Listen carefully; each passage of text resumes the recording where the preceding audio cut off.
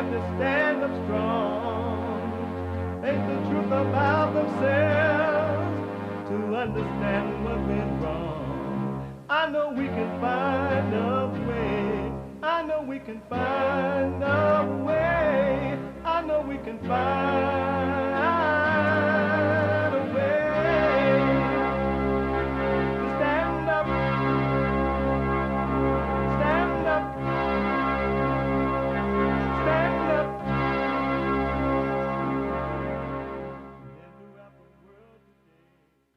Uniting the races with truth instead of dividing them with lies.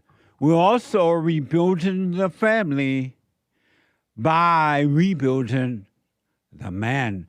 I am Jesse Lee Peterson. Good morning. Hi, y'all. Welcome to the show.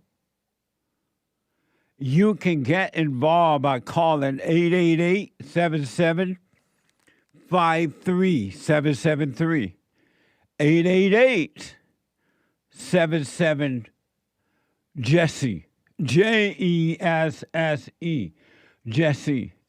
And my biblical question, a doozy. A mamma mia. A hola. A si senor.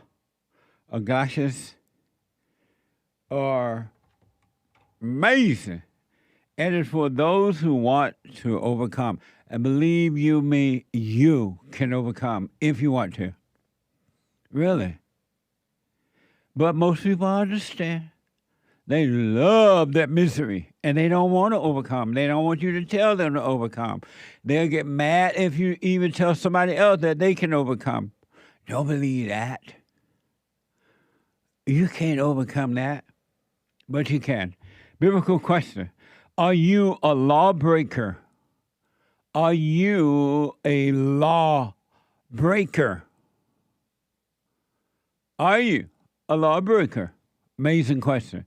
We have every way that you can watch and support the show listed on jesseleepeterson.com/show. And if you're out and about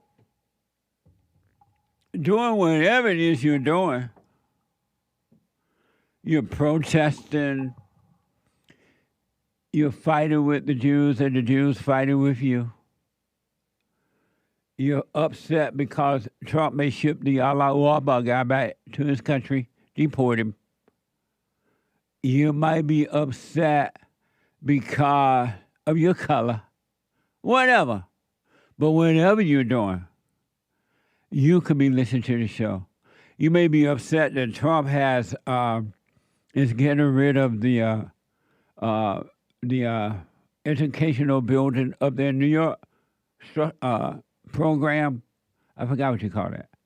You may be upset about that. That now your child may learn something. The Department of Education. Thank you. Your child may learn something now that the state taking back the educational system and are responsible for your children learning. Instead of giving buku money to the educational Department of Education and they use it for personal gain, and the union take it and they give it to the Democrats. You may be upset about that. You can be listening to the show on your iPhone or iPad by calling the listen line on TalkStream Live at 605-615-4131. 605-615-4131. To donate and have your comments read out loud, go to Buy Me a Coffee. BuyMeACoffee.com/JLP Talk or Bond JLP Cash App. Bond JLP Cash App. And you can podcast all the shows too, no matter where you are, all right? Even over in Haiti. Even in Haiti, you can podcast the show. So today is Friday.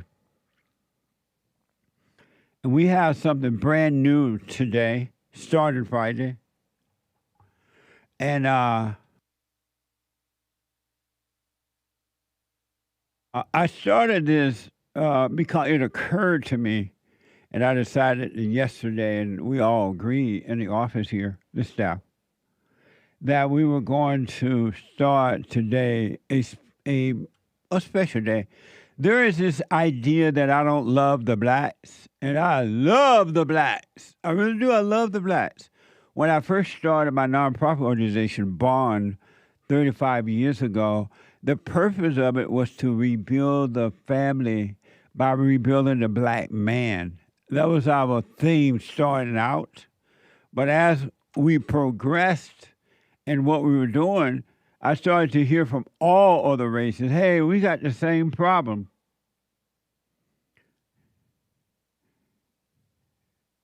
We got the same problem, right?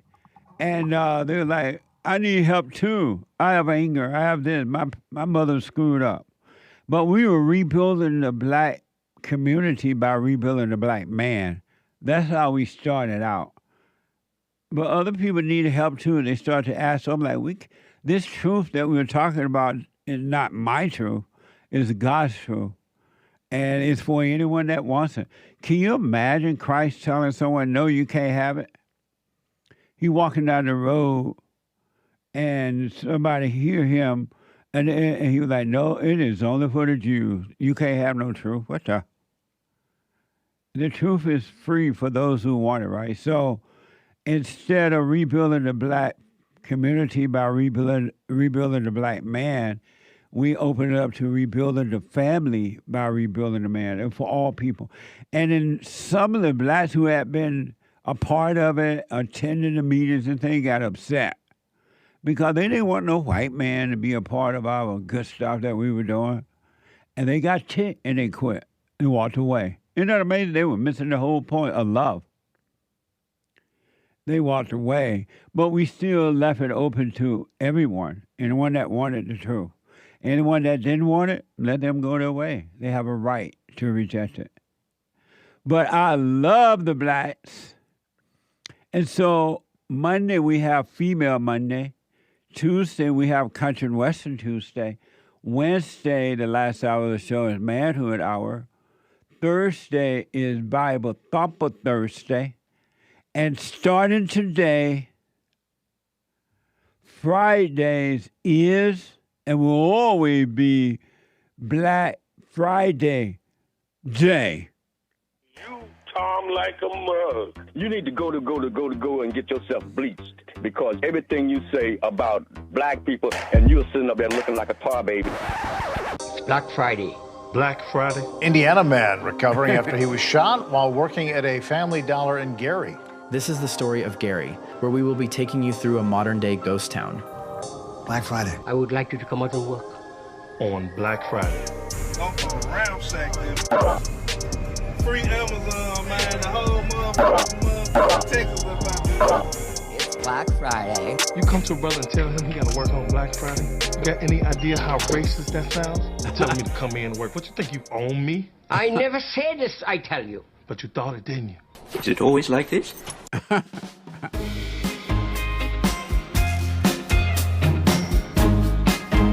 Don't know much about history.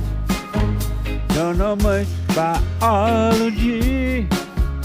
But I do know that I love you. And I know if you love me too. Now, that's the way it used to be for the blacks at the end of that video. We're going to kind of switch that around. We're going to show you how the blacks used to be in the 50s and how they are today. All right? But this is beginning. We're getting it right. Thank you, Nick. Nick put that together amazing. Also, my producer, Derek. And we're going to show you the change that has taken place and that blacks have not always been angry, violent, jealous, broken families, relying on the government, relying on other people to think for them and tell them when and where and how, who to love, who not to love, how to vote, and all that, right? It hasn't always been that way. We're going to show you then and now. And because I do love the blacks, I love the blacks. and we're going to help you for those who want it. It's not for everybody. I realize most black people are not going to accept the help. They don't want it. They love the misery. They love their hell. They love complaining and all that, right? So they don't want you to tell them there's a way out. You can be an independent, free person.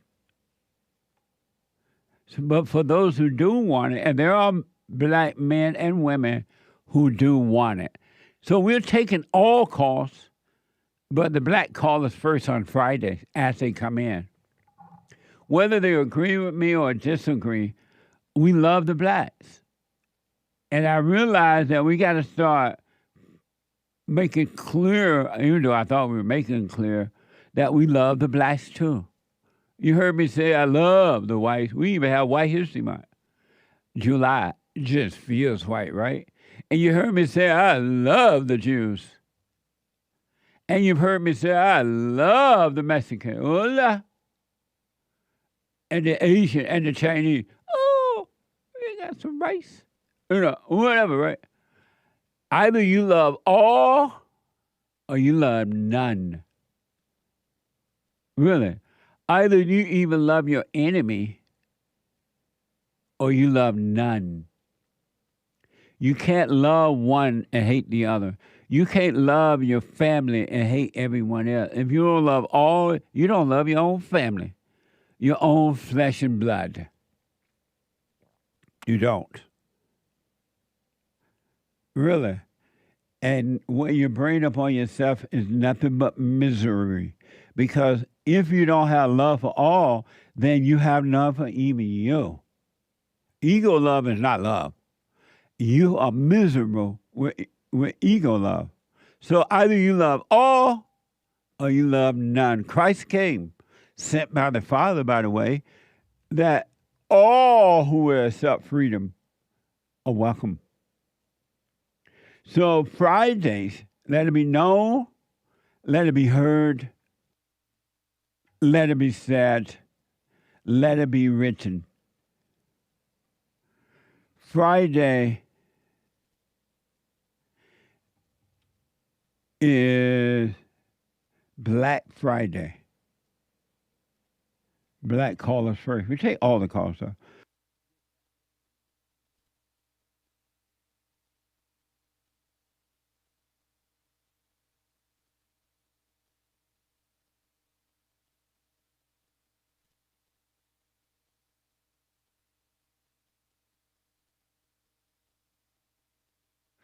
Amazing talk to Nick and there, my producer.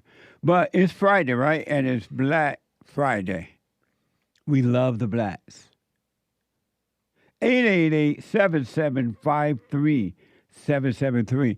I want you, before I get to the callers here, and I will in a minute, I want you to see what the black... Now, what you're about to see was the way it looked and what's happening when I was growing up, right?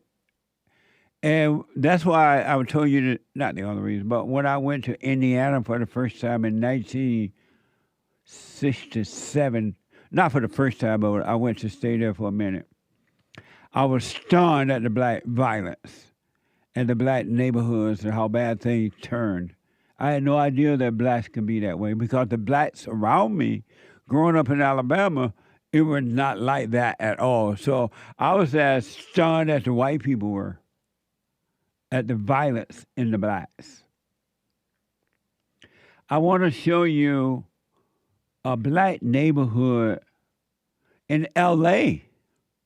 before the Civil Rights Movement. And I've said over and over again, the worst thing, other than abortion, that ever happened to the blacks was the Civil Rights Movement. It was the worst. It destroyed them.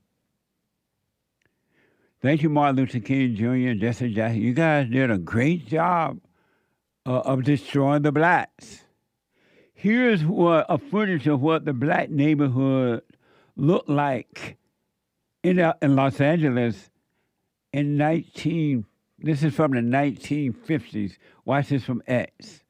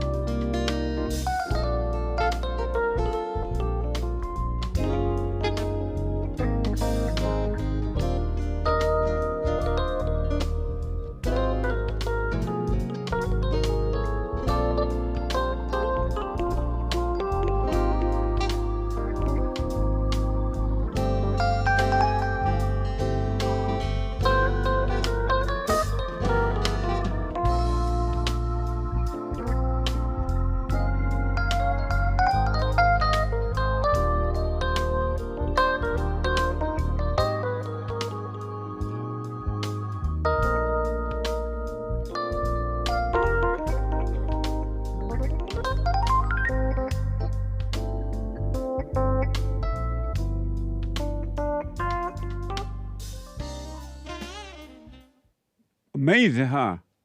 Joel, when you see that, because you're not accustomed to blacks looking like that, acting like that, what do you think? He black. Well, it's interesting because my black side of the family, they all dress pretty proper. So when I would go to the black side, they kind of had it together, pretty clean and put together. But growing up with my mom and being out in the streets and seeing, not in the streets, but It might sound so loud. Okay. He black. But being out like amongst the people growing up where I grew up, yeah, it's just you more so see like rundown ghetto. As a matter of fact, growing up, I never liked hanging out with the black kids because they would want to fight and the black girls would kind of be real angry. Yeah. But yeah, it's just you don't see that growing up. It's hard to believe, folks, that human beings can go from that, the 1950s, to what they are today. And not all the blacks, of course, but most. It's hard to believe, huh? You didn't know that human nature can change like that. And most blacks don't know that blacks were classy people at one time. Really. Most black people don't even, they think that era from slavery, that blacks been out of control and violent and angry and doing the underground and mess like that. They don't know that the blacks were classy, they dressed well, they carried themselves well, they were family-oriented, they traveled, they enjoyed their lives, and they were not angry at the whites. They did their things like all the white people were doing their things, the Jews were doing their things, the Mexicans, I don't know if we had Mexicans then. The black, everybody was doing their thing, and they got along for the most part. And so, back in the 50s and early 60s, 30s, 40s, the black people were known.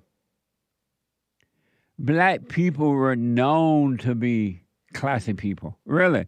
As a matter of fact, it was abnormal if you saw a black acting up. It was more expected from the whites than it were from the blacks, really.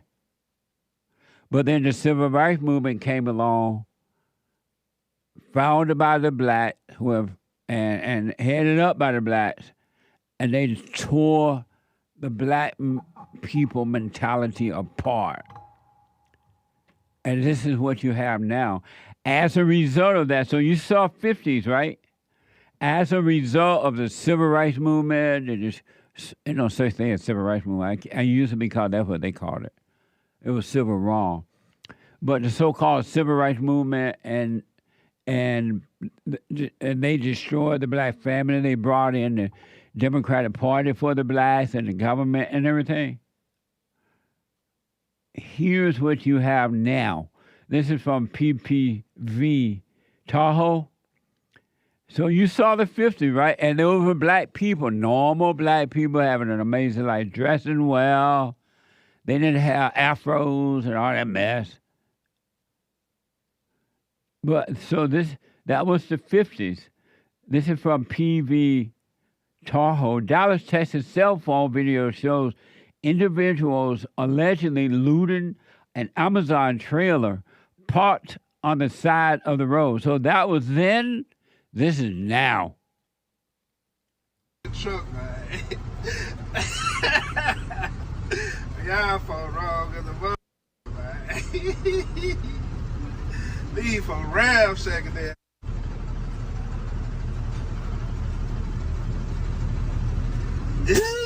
Thick stealing this, no, that's right so. Look at this, them folks are crazy.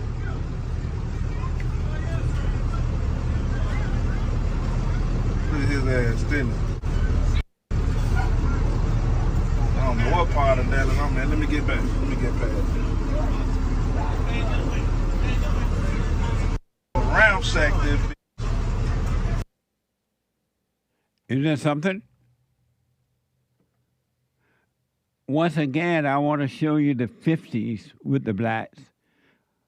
And then I'm going to remind you of the now with the blacks. Watch this from X from 1950.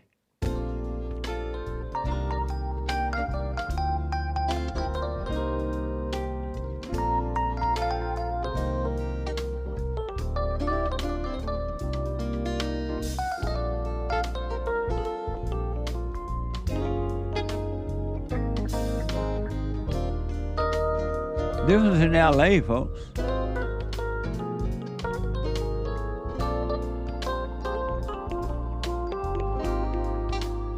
That look like Besur and Dar and Uda. Uncle WC. Look like Uda's husband, Todd.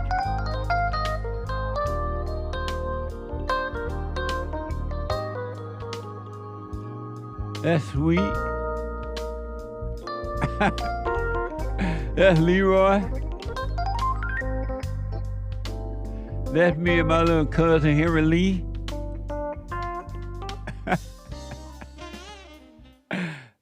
That's how it was when I was growing up, folks. I'm not making up. I was there. James, like, how can you spell Uda? UDA or OODA? My Aunt Uda. Really? People used to dress up like that to fly and everything. Black people were so classy back then, and I've told you this before. As a young person in my young teens, 13, 14, 15, I used to think that only white people sinned. Really, I didn't know it was possible for black people to be out of control like that. I just didn't know because I wasn't seeing it around me. And I would hear about these stories from my uncle and them when they would go up north to New York or to Florida, and they would talk about what the white people were doing. Not in that it wasn't that the white people were acting this way in the South. They were not acting that way. They were sensible people as well. So I showed you the 50s, and we showed this now too, right? Yeah. We played that. And it's so bad now, really, it's just so bad now, that blacks won't look at themselves. They'll rather get mad, real fast to get mad and blame someone else for their anger. Watch, and not all blacks, but most. Watch it from Fox 26. There was this Dionne Chico Young was shopping at a Family Dollar store, a Family Dollar in Houston, when he overheard an employee allegedly telling another customer in Spanish that black people only come to the store to steal. Watch this from Fox 26. Amazing. Como televu. Como televu, so be careful when I'm around. I know como televu. So this black man know what those people are talking about. He knows. He knows that when blacks, not all blacks, but they go into, look, we just showed you the UPS truck. They know what the blacks do. When they had the lockdown, when they got rid of the police, when they got rid of bail bond, who went crazy in smash and grabs? Who went out of control? Every time I went into a pharmacy store, safe, whatever you call it, store, it was blacks walking out of the store with backpacks full of stolen merchandise.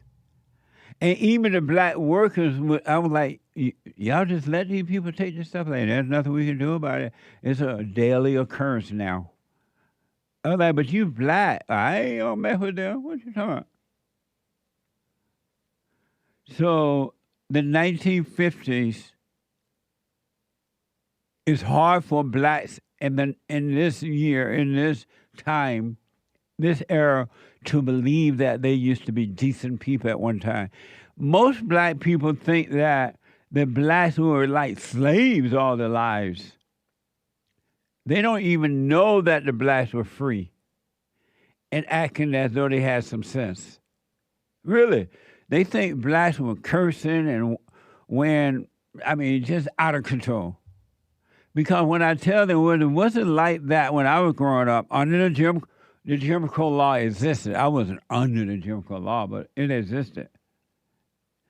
But the blacks still, they were decent. They weren't thinking about the Jim Crow law.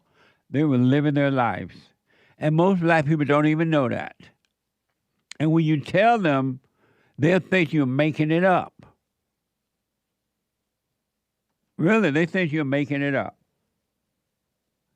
So we're going to have Black Friday, and we're going to make a strong attempt to encourage the blacks who have been brainwashed that they have been that way all their lives, and they blame it on slavery. They think slavery existed ever since.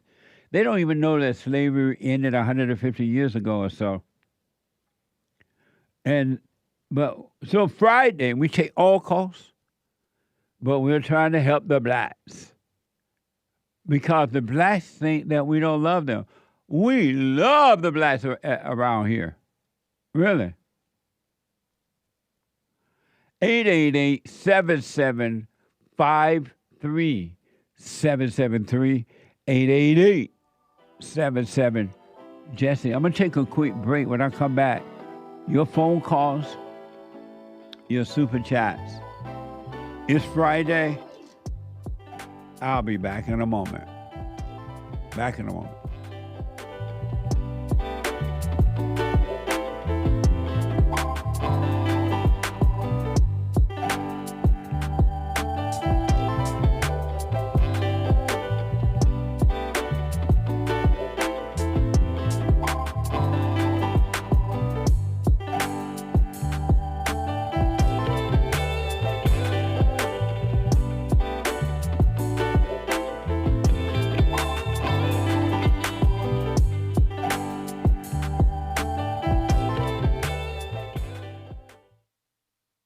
Now, I totally disagree with the way things are going, but you can't be angry because that's what the enemy wants. He wants to control you. They do things to make you mad so they can control you. It's like being married. And the wife would do things to make you mad, or she'll do things to make you feel good. And men do that to women too when they want something from the woman, especially sex. They'll make her feel good or they'll make her angry. And the woman's gonna have to say, you don't want to be angry. You want to speak up. You want to disagree with what's going on. It's wrong, but do not be angry. Then you won't have fear. You won't have doubt. You won't have worries. You'll be able to see, but you got to stay away from anger. That's why you must forgive your mothers and your fathers so that you can overcome the spirit of anger. It's a spirit and it's wicked. Nothing good in anger because it has no love, folks. You need love to defeat evil.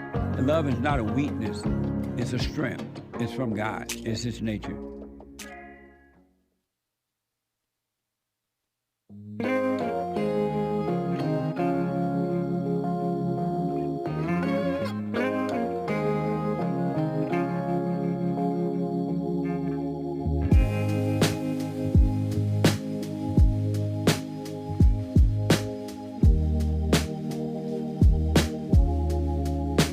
You are my lady. You're everything I need. Oh. Welcome back. It's Black Friday. 888-7753-773. 888-77 Jesse. Quick announcements. The Hake Report. You white is coming up with the good hair at 9 a.m. this morning. The Hake Report.com at 9 a.m. Pacific time. And at 11 a.m. after the Hake Report, a brand new episode of the Fallen State.tv at 11 a.m. today. And then at 12 Pacific time, The American Anchor Baby. The American Anchor Baby on Rumble. You got to know how to rumble. At 12 noon. And Sunday morning fellowship for all. Come on down. Doors open at 10:30. Pacific time. Meetings start at 11 a.m. Pacific time, 2 p.m. Eastern time. Go to rebuildingtheman.com, rebuildingtheman.com, all right, /church. rebuildingtheman.com/church. Amazing. I want you to know we had the women's forum last night. The third Thursday of the month, every month, unless I'm just not in town or something. And I cannot, I'm just not going to even try. Everybody, and they mama showed up if you're black, and everybody, their mama showed up if you're white. And the meeting was off the chain. It was amazing. Really. It was like opening up, really soul searching, waking up, working on themselves. And they now understand that they are responsible. Each woman, individual female, is responsible for her own overcoming. No man is responsible to make her overcome. It's on her. And these ladies are taking full responsibility. To see the change is mind-blowing. It's worth, once again, we went a little bit over for the meeting. When we ended but hang out for a minute. And so I got home late again. And it's worth it. I closed my eyes only for a moment, and the moment was gone. I'm like, what the? But it's all worth it. You can be free. You're not your thoughts. All thoughts are all lies all the time about anything. Really. You're not your emotions. Emotions, the good emotion and the bad emotion, are both bad. They're not natural for human beings. You're not supposed to be an emotional person, male or female. But you've been told by the laws that you are supposed to be emotional. And if you're not emotional, you're a narcissistic or something call you. You're a psychopath, right? No, you're a psychopath if you are emotional. You're narcissistic if you're an emotional person. It's all about you. Amazing women's forum last night. Stay with it, ladies. Stay with it. Stay with it. I know that there are ladies around the world. I counsel with them. They are working on themselves. They can't be at the meeting. They don't live in L.A. And some come from around the world for the meetings. Stay with it. Really. Amazing. 888-7753-773. Let me go to Jerome out of New Jersey. Jerome, welcome to the show. You're on the air. Hey, Jesse. Happy Black Friday. Thank you, Jerome. That's amazing. Yeah, thank you. You know, I listen to you all the time, Jesse. I donate all the time. So it's great to be able to be the first caller on Black Friday. I really appreciate it. Oh, yeah. You're making history. What the? Yeah, that's my favorite shirt, too. I got that, too, the What Does shirt. But nice. So, yeah. So, a quick question is, this Black Friday, this is just only today or it's going to be going on forward? Let it be known, let it be written, let it be said. Every Friday is Black Friday. Nice. Okay. So we have Female Monday. We have Country and Western Tuesday. We have Manhood Hour Wednesday. We have Bible Thumper Thursday. And now we have Black Friday on Fridays. Nice. Well, thank you for the opportunity, Jesse. Yes. So I call in all the time. You know, me and you, we get into it a lot of times. But today, so just in what I wanted to talk about, when you started off, you said that, you do love Black people. I love the Blacks.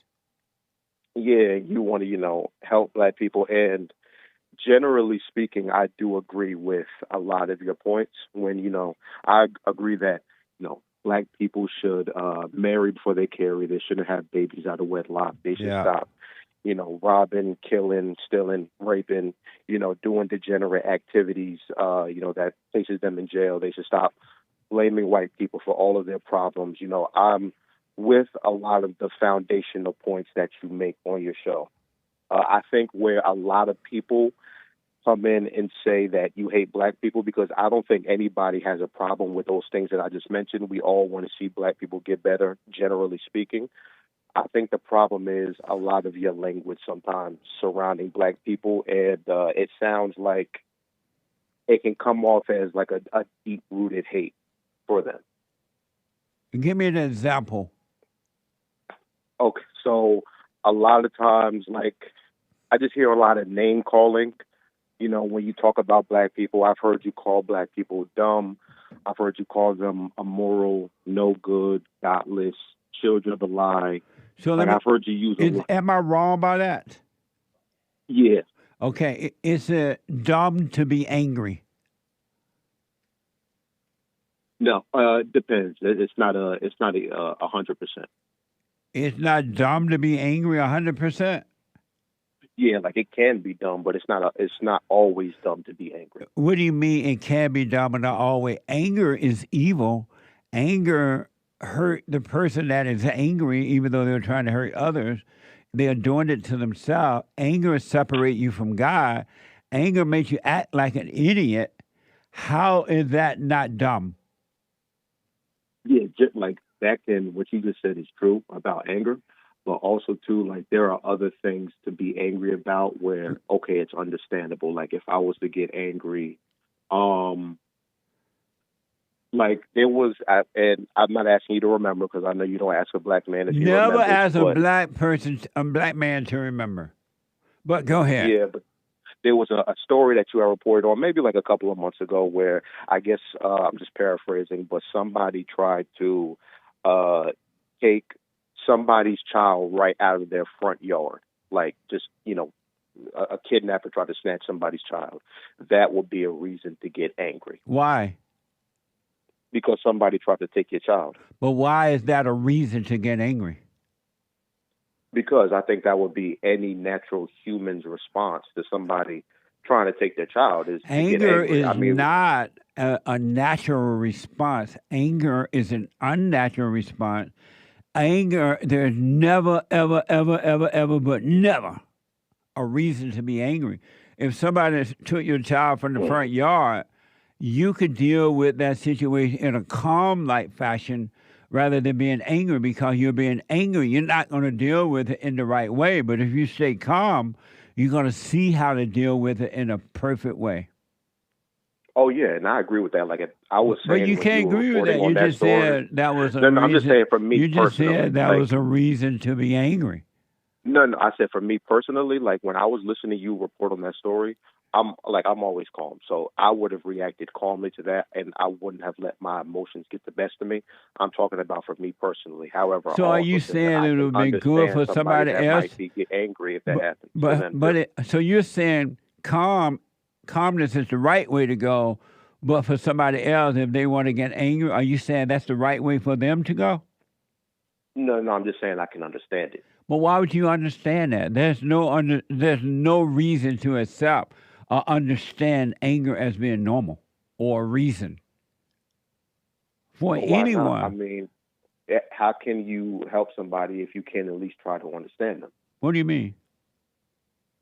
In order to help somebody understand or to overcome things that they've been through, you have to at least try to understand them. You can't just, when they do something differently than the way you would have done it, or they do something differently than the way that is right, you just call them evil. That doesn't help anything. That's just anger more like is name evil. Calling and finger pointing. Anger is evil. But that's the thing. But I'm not sure we're really, like, I get that, but again, that's just name calling and finger pointing. How does that? How's that name calling? Anger is evil. How's that name calling? Yeah, because what do you get out of? What does Christ say about an angry person? Christ and his Father said an angry person is an evil person. An angry heart is a murderer. and it goes deeper than what you can even imagine. So is Christ name calling? Well, I'm not talking to Christ. I'm talking to you. Is Christ name calling? I don't know that he ever said that. No, he said it. It's in the Word. And it's What true. part of the Word is that in? In the Bible. I mean, what part of the Bible? The part that you read.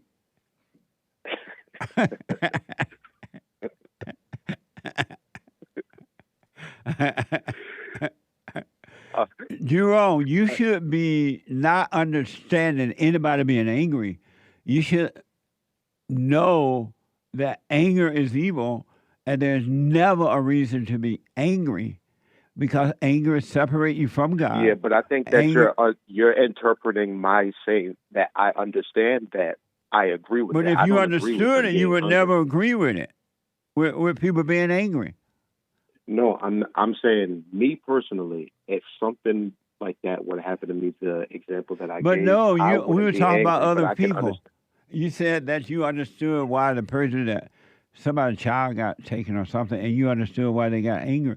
You can't understand that. And I feel like we're kind of going away from the original point about, you and why people feel like, you dislike black people. Right. But the original point was that I'm telling the blacks not to be angry. There's never a reason to be angry. Anger is evil, and anyone that has anger feels like a victim, and a victim is a loser. And black people in the 1950s did not feel like victims. Yeah, but that's the past. We have to move on to the future now. And I don't even understand. What does that have? That doesn't even make sense. You just said that black people in the 1930s didn't have anger. No, I said 1950s. 1950s, I mean, still, either way, that's 70 years ago. Right. We're not in the 1950s. And what is the story? Jerome, I got to run because of time, and so many people waiting. It's everybody want to get in on this black thing. But thank you, man. Well taken. I appreciate it, all right? All right, you have a good one, Jesse. You too, buddy. 888-775-3773. Lisa from Australia. Lisa, welcome to the show. You're on the air. Hi, Jesse. Hey, Lisa. How are you? Amazing. That's good. I'm sorry I'm not fully black and calling in. You're not fully black? No. Are you somewhat black? Are you somewhat black? Oh, well, we've got a bit of here, a bit of there. Nice. A bit of a mongrel breed. But anyway, I just got a question. Yes. Forgiving my mum. Uh-huh. I've tried like 3 or 4 times. I've gone to forgive her, but it just like my tongue swells up to the size of my head. It feels like I've been choked, and I just give up. What's that about? Fear. And because you have anger for her, you resent her, you fear her. And so now you got to go and face the lion, the tiger, the devil. You fear the devil. But what you got to do, Lisa, if you want to be free, shaking in your boots, crying, can hardly speak, you still got to face her and apologize for resenting her. I'm wrong for resenting you, mother. I realize that you couldn't help yourself, and the fear would disappear. Okay. You shaking in your boot because you have anger, and everyone who has anger has fear. But you gotta face her, and even if the words is like they can hardly come out, you bring out 1 or 2 words or whatever, and you will walk away free. Yeah. Okay. Fear is an illusion. It's not even real. Amazing. What? Okay. Yeah, no, my son put me onto you. He forgave me, and I apologised to him, and I've apologised to my 3 children. Right on. Yeah, that was pretty awesome. Yeah. But yeah, I just wish I'd known about you before my dad passed, which is only, about just over a year ago, I guess. But, yeah, no, Mum's always so sort you of not still liked can me much. you still can forgive your father. Just realize that just the fear you have, the anger you have, he had it too, and it came from his mother. And that's why he didn't know how to deal with your mother to protect you, because he was afraid of your mother. He became the boy, and your mother became his mama.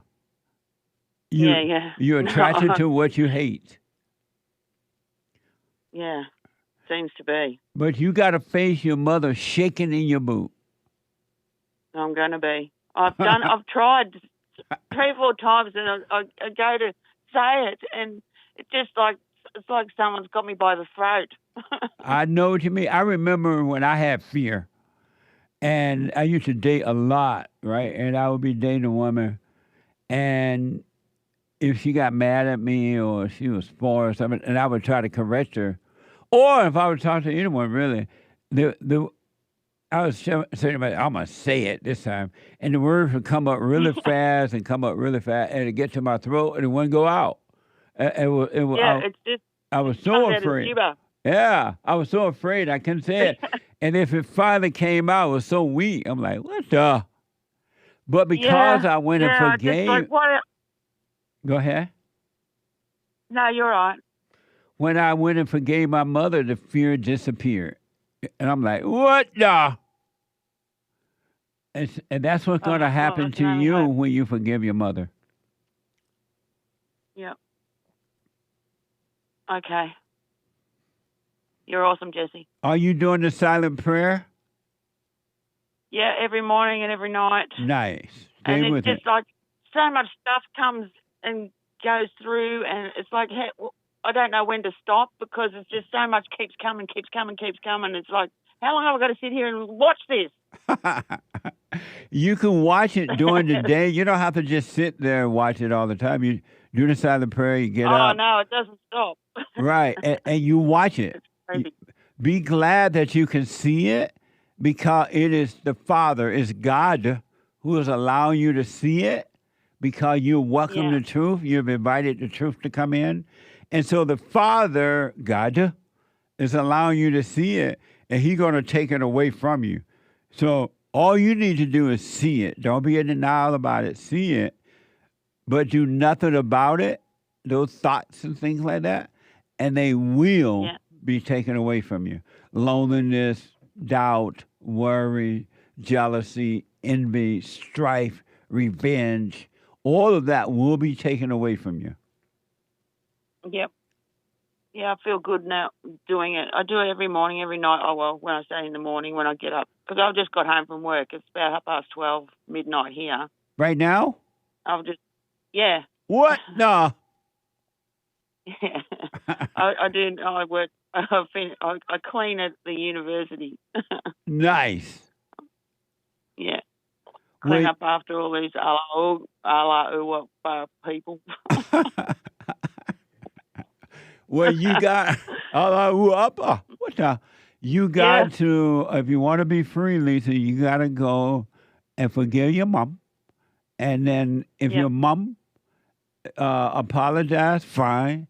If your mom she's not going to do that. She doesn't like me much. She's always said, I've been Dad's little girl forever, and anytime I've always getting upset. She's always gotten upset with me. She said, "Oh, you're your father's daughter." You know, it's like, yep. The worst thing that can happen to a child, a boy or a girl, is to be close to their father. If you grow up close to your father, you will become your mother's bitter enemy, and she will do everything she can to destroy you and your father. The jealousy is overwhelming when the children are close to the father. I was close to my dad and her dad. That's like my grandpa. Wow, that's a double whammy. Yeah, it is, and she hated it. Oh, well, amazing. She still does, and they're both dead. Nice. What's your son's first name that told you about the show? His first name? Will. Shout out to Will in Australia. Yep. Lisa's son. Yeah, he'll be listening. Shout out, Will. He'll be listening. Amazing. Nice. Lisa, I got to run. Let me know when you deal with your mother. Let me know. Yep. You stay well. All right. Call me back when you face your mother, all right? All right. Thanks, Jesse. You're welcome. 888-7753. 773-888-77 Jesse. Super chat. Super chat. That ain't no Super chats. Oh, we gotta go to break. Oh, the clock. Is the clock on time? That's right, huh? Oh, okay. Let me take a break. 2 more hours to go. Black Friday. Hake is coming in with the hate news, not the fake news, but the hate news. I'll be back in a moment. 2 more hours to go.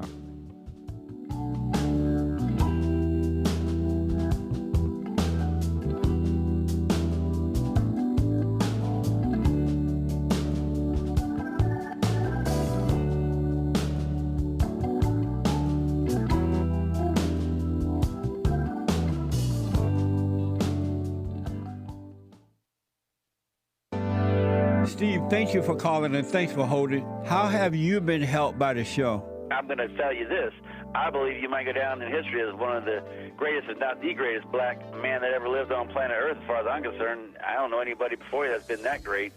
You know, freeing the slaves is one thing, but you've been freeing people of their mind, which matters, it should be anyhow, to you more than anything else, because with the mind not being right, there ain't nothing else going to happen right anyway. If you can doubt every thought because you're not your thoughts, if you can doubt every thought, knowing that you're not your thoughts, you don't create them, they're not from God, that they're from the deceiver, the great deceiver, Satan. If you can doubt every thought, you can be free, just like that. At an instant. Bring every thought into captivity. It's so amazing.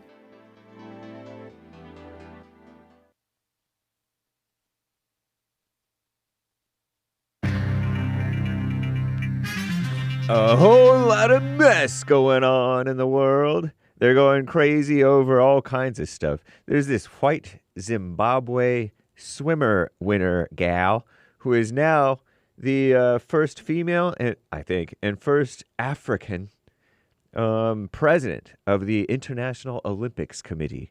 Congratulations, Ms. White woman from Zimbabwe. And London Heathrow Airport fire and power outage, major problems, or significant problems anyway. And Elon Musk at the Pentagon, libs are speculating and freaking out. They're also trying to stop Elon Musk from accessing Social Security data. They're all being dramatic. It's terrible. This is the end of hour 1 of the Jesse Lee Peterson Show. It is Friday, March 21st, AD 2025. The lines are full, guys. You can call in every so often in case a line opens up. Okay? And as you hear JLP wrapping up with a caller, okay? But it is hake news, not fake news. Call Me Nonsense Network, CNN reports an Olympic swimming champion born in Zimbabwe, or at least from Zimbabwe, made history this week. Give me a break. When the International Olympic Committee, IOC, elected her as their new leader. Kirsty Coventry will be the IOC's first female and first African president. You needed to know that, right? And Heathrow Airport global travel was disrupted today when a significant power outage at an electrical substation prompted the complete shutdown of Heathrow Airport in London. The outage occurred when a transformer at a nearby substation caught fire overnight. The shutdown at one of the world's busiest travel hubs could affect more than 1,300 flights. We expect a significant disruption over the coming days, and passengers should not travel to the airport under any circumstances until the airport reopens. Wow. They're closing the whole airport? The cause of, I don't know. It sounds like that, right? But anyway, the cause of the substation blaze is under investigation. Third world democracy. What a mess, huh? Elon Musk is expected to visit the Pentagon, meanwhile, in America today at the invitation of Defense Secretary Pete Hegseth. Oh, yes, men in charge. A Pentagon spokesman said the tech billionaire was just visiting. A report, so-called, from the failing New York Slimes, that's the New York Times, claimed that Musk would be briefed on the U.S. military's top-secret plan for any potential war with China during the visit, supposedly. In a late-night post on Truth Social, it's called Truth on Truth Social. When you post on Truth Social, it's called you're truthing on Truth Social. Trump truthed. Our greatest president, Donald Trump, denied that claim from the failing New York Slimes.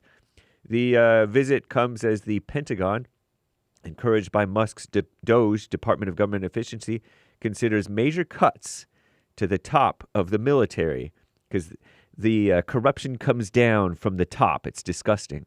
And it seeps up from the bottom, of course, in an effort to embrace the Trump administration's push to shrink the bloated, corrupt, and fraudulent so-called federal government. Nice. But there's this federal judge who issued a temporary restraining order blocking the Social Security Administration from giving members of Elon Musk's Trump's DOGE team, access to agency data containing individuals' personally identifiable information. Social Security. Oh, all of a sudden they want to be secure. The judge said Trump administration had failed to show why the group needed to broad access to millions of Americans' supposedly sensitive data.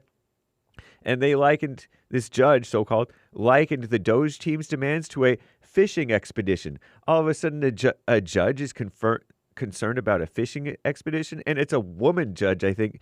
She also ordered DOGE affiliates to delete any personally identifiable information they'd already acquired from the agency and remove any software in the Social Security's computer system. I'm James Haig. Now back to JLP, Hour 2.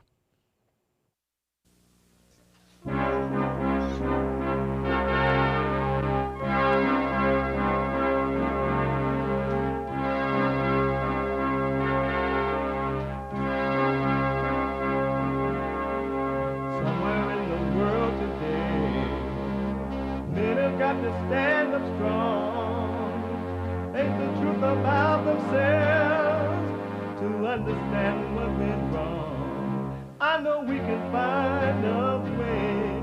I know we can find a way. I know we can find a way to stand up, stand up.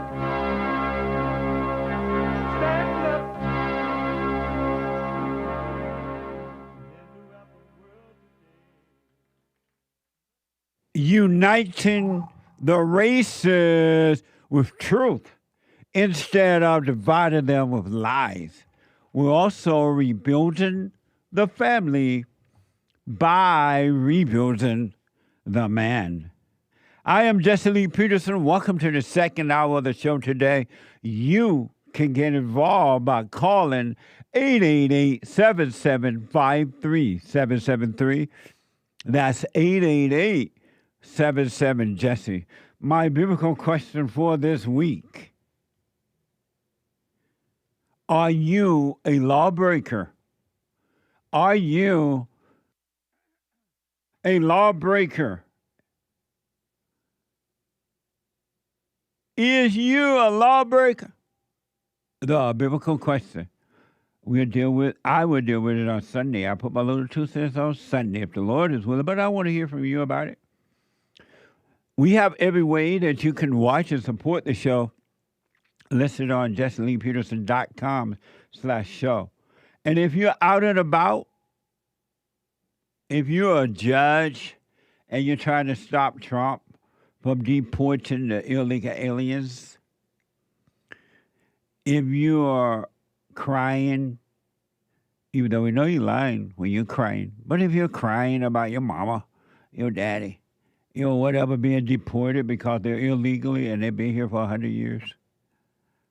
if you're mad because Allah Akbar people are being deported back to wherever they came from, or you just happy you are an American and America is being made great again, you can be listening to the show anywhere in the world on your iPhone or iPad by calling the listen line on TalkStream Live at 605-615-4131. 605-615-4131. And to donate and have your comments read out loud, go to buymeacoffee.com/JLP Talk. Buymeacoffee.com/JLP Talk. Or Bond JLP Cash Out. Bond JLP Cash Out. It's Friday. And it's the very first day at the beginning of every Friday. Black Friday. You, Tom, like a mug. You need to go and get yourself bleached because everything you say about black people and you're sitting up there looking like a tar baby. It's Black Friday. Black Friday. Indiana man recovering after he was shot while working at a Family Dollar in Gary. This is the story of Gary, where we will be taking you through a modern-day ghost town. Black Friday. I would like you to come out and work. On Black Friday. Ramsack free Amazon, man. The whole motherfucking Texas about this. It's Black Friday. You come to a brother and tell him he got to work on Black Friday? You got any idea how racist that sounds? Telling me to come in and work. What, you think you own me? I never said this, I tell you. But you thought it, didn't you? Is it always like this? Don't know much about history. Don't know much biology. But I do know that I love you. And I know that if you love me too, what a wonderful world this would be. That was then, and this is now. What a mess. We love the blacks. I love the blacks. We try to help you. So every Friday now, we take all calls about whatever, but we take the black calls first. Because we love the blacks. 888-77-JESSE. What I want to do, we started to do some super chats, but time ran out. And I want to get to some super chats and then back to the caller. Super. Lori bought a coffee over on buymeacoffee.com/JLP Talk. Hey, Jesse, human beings seem to be puppets. They are puppets on a string. For spirit. Yeah. Do you look around and see some humans shining light, but there's mostly just demons running around in bodies? We have no free will after all. What do you say? Are humans just puppets? Absolutely. Especially angry human beings. They're hypnotized, and you can make them jump off a mountain if you wanted to. Just make them mad. Or tell them something that will cause them to become emotional. They're absolutely puppets on a string. But when you overcome your anger, you cannot be a puppet on the string. You become an individual. Amazing, huh? Thank you. Derek over on Bond JLP Cash App. Thanks for spreading the truth. Life is amazing. Thank you, Derek. I appreciate it. Stay with it. Stay with it. Stay with it. Luke bought 3 coffees. The term human being comes from a combination of Latin and Old English roots and has evolved over time. Breakdown of the term human from Latin humanus, meaning of the earth or earthly being, related to humus, meaning soil or ground. This reflects Genesis 2:7, where God formed man from the dust of the ground. Being from Old English bion, meaning to exist or to be. So in the Bible, does it say God created man? Yep. Or does it say God created human beings? Man. Does he say male and female, or does he say human beings? Male and female, he created them. And so nowhere in the Bible the word human beings exists? Right. That's deep. Isn't that like deep? But human came from the terms for soil, meaning What? the ground. He made us from the dust. Right. But he never said human being. Right. No wonder no one really knows what a human being is. But it's interesting that human was still inspired from the Bible.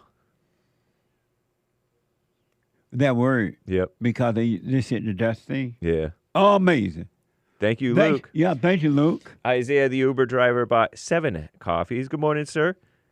What is a human being question? Yes. Yesterday you were asking about it. Ask. I say a living creature with dominion over all creatures. Amazing. Thank you. Appreciate it. Thank you, Isaiah. Yeah. Danny bought a coffee. All right, Jesse and the lads. I do commit crimes. Sounds like a biblical The question. biblical question, are you a lawbreaker?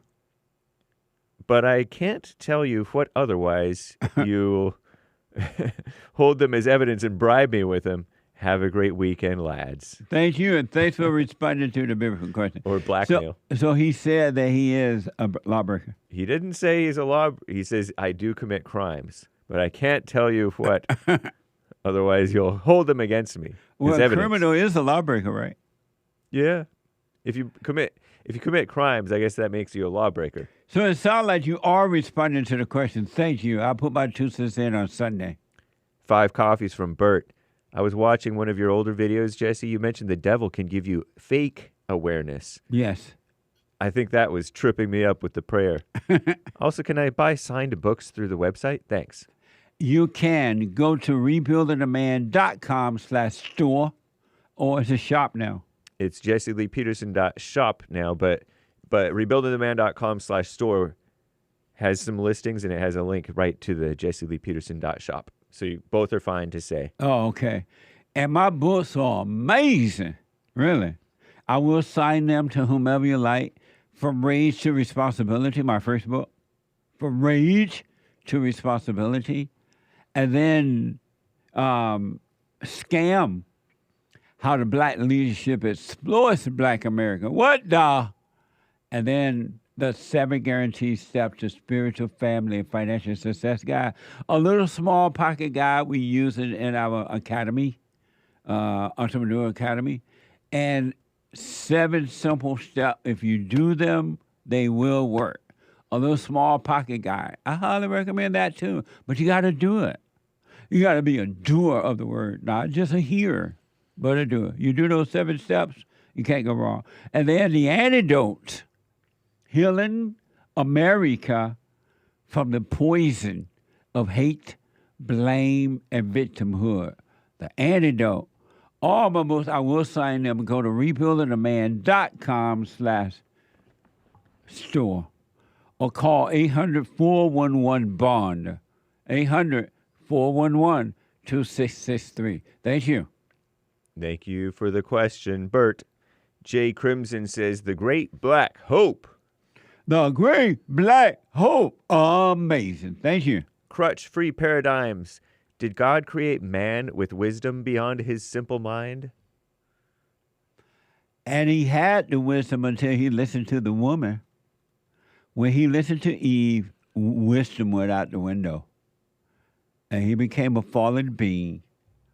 And he took on the mind of the woman. That's why men think like women today. If I want you to pay attention, prove me wrong. Watch how men get angry. And when they get angry, they act just like a female. They go off.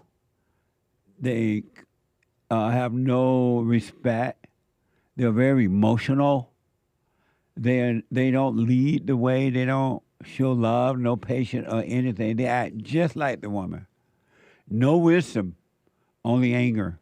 But when they overcome mama, return to the father, then wisdom will come back. And they will point the way rather than destroying the way. Amazing. Thank you.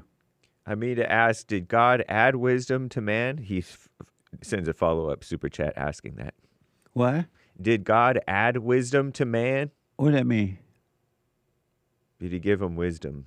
When you overcome the fallen state, you will, and you will return to the Father, you and the Father will be one. And in him, you will have nothing but understanding. Understanding is wisdom. It'll be amazing. Yes. Chris, much love from the UK, Jesse. Thank you, Chris. Heard around the world by everybody and they mama if you're black. Everybody and their mama if you're white. Thank you. Misty with a diamond on D Live. A diamond for the 55th Bootstrap Fund. And then it has pictures of various things, including an Afro pick shoes, little ballerina shoes, ice cream cone, black ball, and happy and sad drama masks. Amazing. Crutch-free paradigms. Thank you. Can you bring your family on the show to talk about the good old days? Uda, Harry Lee, and them? I will. We're going to start. We can't do that now because we got Black Friday. Well, remember, Black Friday would be kinfolks. Oh, yeah. Remember we did Kinfolk's Corner every Friday. Uh-huh. But Black Friday would still be a part of Kinfolk's Corner. The Kinfolks are black. Right. Amazing. So, yes. Thank you. On Cash App, Anthony says, what's wrong with the me? He cans be-rubba, be-rabba, be-reba, be-reba, ba-reba. I don't know how to read, man. Thank you, Anthony. Thank you, Anthony. Amazing. Dr. Captain Morgan, it's a privilege to get to hear you live. That's on the X live stream. Oh, thank you. Good morning, X. Hi, y'all. Welcome to the show. Thank you. Jay Fuse on X says, love from Australia, JLP, heart, and Australian flag. Right on. Love back to Australia. Thank you. Heard around the world by everybody and their mama. Thank you. Aaron G asks, is there a difference between staying present and watching the thoughts? Difference between those two things? It's the same. Because the real you watching the not you, and the not you will disappear. All those false images that you've created for yourself growing up, getting old, they will disappear by you watching the not you. You will go through hell, and on the other side of hell is paradise, the kingdom of heaven on earth, inside of you. It's in you. Amazing. Stay with it, stay with it, stay with it. So, yes. A very generous 20 coffees from Jen C. saying, can't wait to watch you on Hodge Twins Pod. I'm sure it'll be amazing. Nice. That is today at 3 p.m., I believe. 3 Eastern, noon, right after the Fallen State. It's premiering. But catch Anchor, baby. But the Hodge Twins are not Eastern time. Are they the same time as I know, but they probably cater to the Eastern time people. Oh, I see. But 3 p.m. today, whether Eastern or Pacific. It's Eastern, they said. Oh, they said Eastern? Mm-hmm. Oh, okay. 3 p.m. Eastern time, the Hodge Twins. That's right. Oh, amazing. I think you're going to like it. Thank you. Stop the Cat bought a coffee. Crazy white man, why'd you wake up and kill your wife? Oh, I already read this one. That's interesting. No. I didn't read this one. It's different. It's a takeoff. White man, I don't remember. Judge, wow, unusual case. Crazy black man, why'd you wake up and kill your wife? Black man, I don't remember. Judge, oh, really? 2,000 years, I bet you will remember then. Laughing face emoji. There was a story in the local news here in L.A. on yesterday. According to the news report, this man and woman broke up, and so they were going through a divorce, got a divorce, and the father ended up with the son. They had a little son. And the father ended up with the son, but the mother would have visitations with the son, so the father had to let him go. And so yesterday, according to the story, the son went with the mother for the visit, and the mother didn't bring the son back on the day that she's supposed to. And come to find out that the mother stabbed the son to death, the little boy to death, according to the report.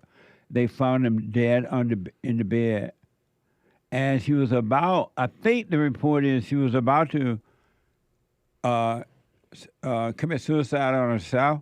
She had told the police that she had taken some pills in the attempt to commit suicide. And that's what happens when these angry women be trying to take your children away from you. The anger is so bad, they'll kill their own children to get back at the father. Think about that. Amazing. Thank you. According to the story. Joey bought 5 coffees. I'm white, and I woke up this morning with an afro. What the? Not a Amerifro. You need an Amerifro, not an afro. What the? Thank you. Thank you, sir. So Callus on Cash App. Let's get right on with the show. Beta. I said it kind of quiet. Beta. Alpha. Nice. That's the Hate Report. Monday through Friday from 9 a.m. to 11 a.m. Check it out. And thank you, guys. That's all for now. We'll read more later as they come in. Thank you. I appreciate it. Let me go to Tyler, a first-time caller out of Iowa. Let's see here. Tyler, welcome to the show. You're on the air. Top of the morning, Mr. Jesse Lee Peterson. How are you? All is well. Welcome. Thanks for calling. Yes, sir. Well, just a quick little correction. I'm not a first-time caller. I've called you several times. And it says, are you black? Yeah, I'm black, because I was just getting ready to tell you, every time I call in, we talk about Uncle Tom 2 and Booker T. Washington. That's usually what I discuss with you, so it's cool. Okay. Or did my producer put first-time caller? My bad. No worries. And so, because, yeah, that's a funny concept you came up with, Black Friday. And, Booker T. Washington, I think he's a pretty interesting character, considering you generally don't speak about black men with too much reverence. You do make disparaging remarks towards black people. Like what, for example? Like, my favorite one is everything black people touch turns to dust. That's Is that true or not? And also, that's not true. Why do you have a studio around you right now? That's absolutely hyperbolic and ridiculous. Why is it hyperbolic and ridiculous? Because you're exaggerating, which I can understand. Tell me something that the blacks have done, and it made the country better and not worse. Something blacks have done that's made the country better and not worse. Okay, so it added to the country, but it didn't make it worse. Tell me one thing that they have done to make America better. Yeah, no problem. I got you. And so a few weeks ago, you had Bob Woodson on your show, a civil rights leader, and you were pretty respectful the whole time. Bob has done a lot of outreach work with low-income communities, not just black ones, but white ones, Latino ones. He's done a lot for America in general. Tyler. Yeah? Tell me, because of time, tell me something that the blacks have done to make America better and not worse. They came in to government or whatever, and the white man had already established it, and they just walked in on it, and they made it better and not worse. Tell me something. So Bob Woodson, Tyler, you had on your tell me something that one more time. Tell me something that the blacks have done to make America better. They've helped low-income communities. How does that make America better? Well, because when you lift other people up, you're lifting yourself up. So that makes everything better. Booker T. Washington. And so helping the blacks. Not just the blacks, Jesse. Not just the blacks, sir. Tyler. How helping the blacks have made America better by giving them stuff? It's not just giving them stuff. It's, giving them the tools and the resources to allow them to get back on their feet. Like what, for an example? Like what, for example? Like giving us subsidies. Like that's basically the white people word for welfare, subsidies. That's what white people get in suburbs. And yeah, I know you're laughing. You think it's funny. I think you're funny too. I really do like your program quite a bit. Blacks white people giving you welfare have made America. I didn't say welfare. I said subsidies. Same thing, welfare. Yeah, I know. I know, Tyler, right? That's just what whites call it. Tyler. And how has that made America better? Because it allows, like for the community to do outreach. They're able to help people who like need that kind of assistance, which lowers crime. It does help overall. It has not lower crime. It made crime worse. How have giving them stuff made them better or made America better? Well, when you just say stuff, that's like a really nebulous term. Like I don't have like the data on it. I don't have like specific examples of what this stuff is. But because of time, tell me something that the blacks have done to make America better. Oh, okay. So there's this guy named Jesse Lee Peterson, and lots of white people call into his show and say that he's like saved their life. And that, they don't know where they'd be without his guidance and assistance. So, yeah, there's that. Tyler. Yeah. One last try. What have the blacks done to make America better? To make America better. This is kind of like the who are you question, where you just don't like my answers, so you keep asking the same question over and over again, which I think is a pretty funny shtick.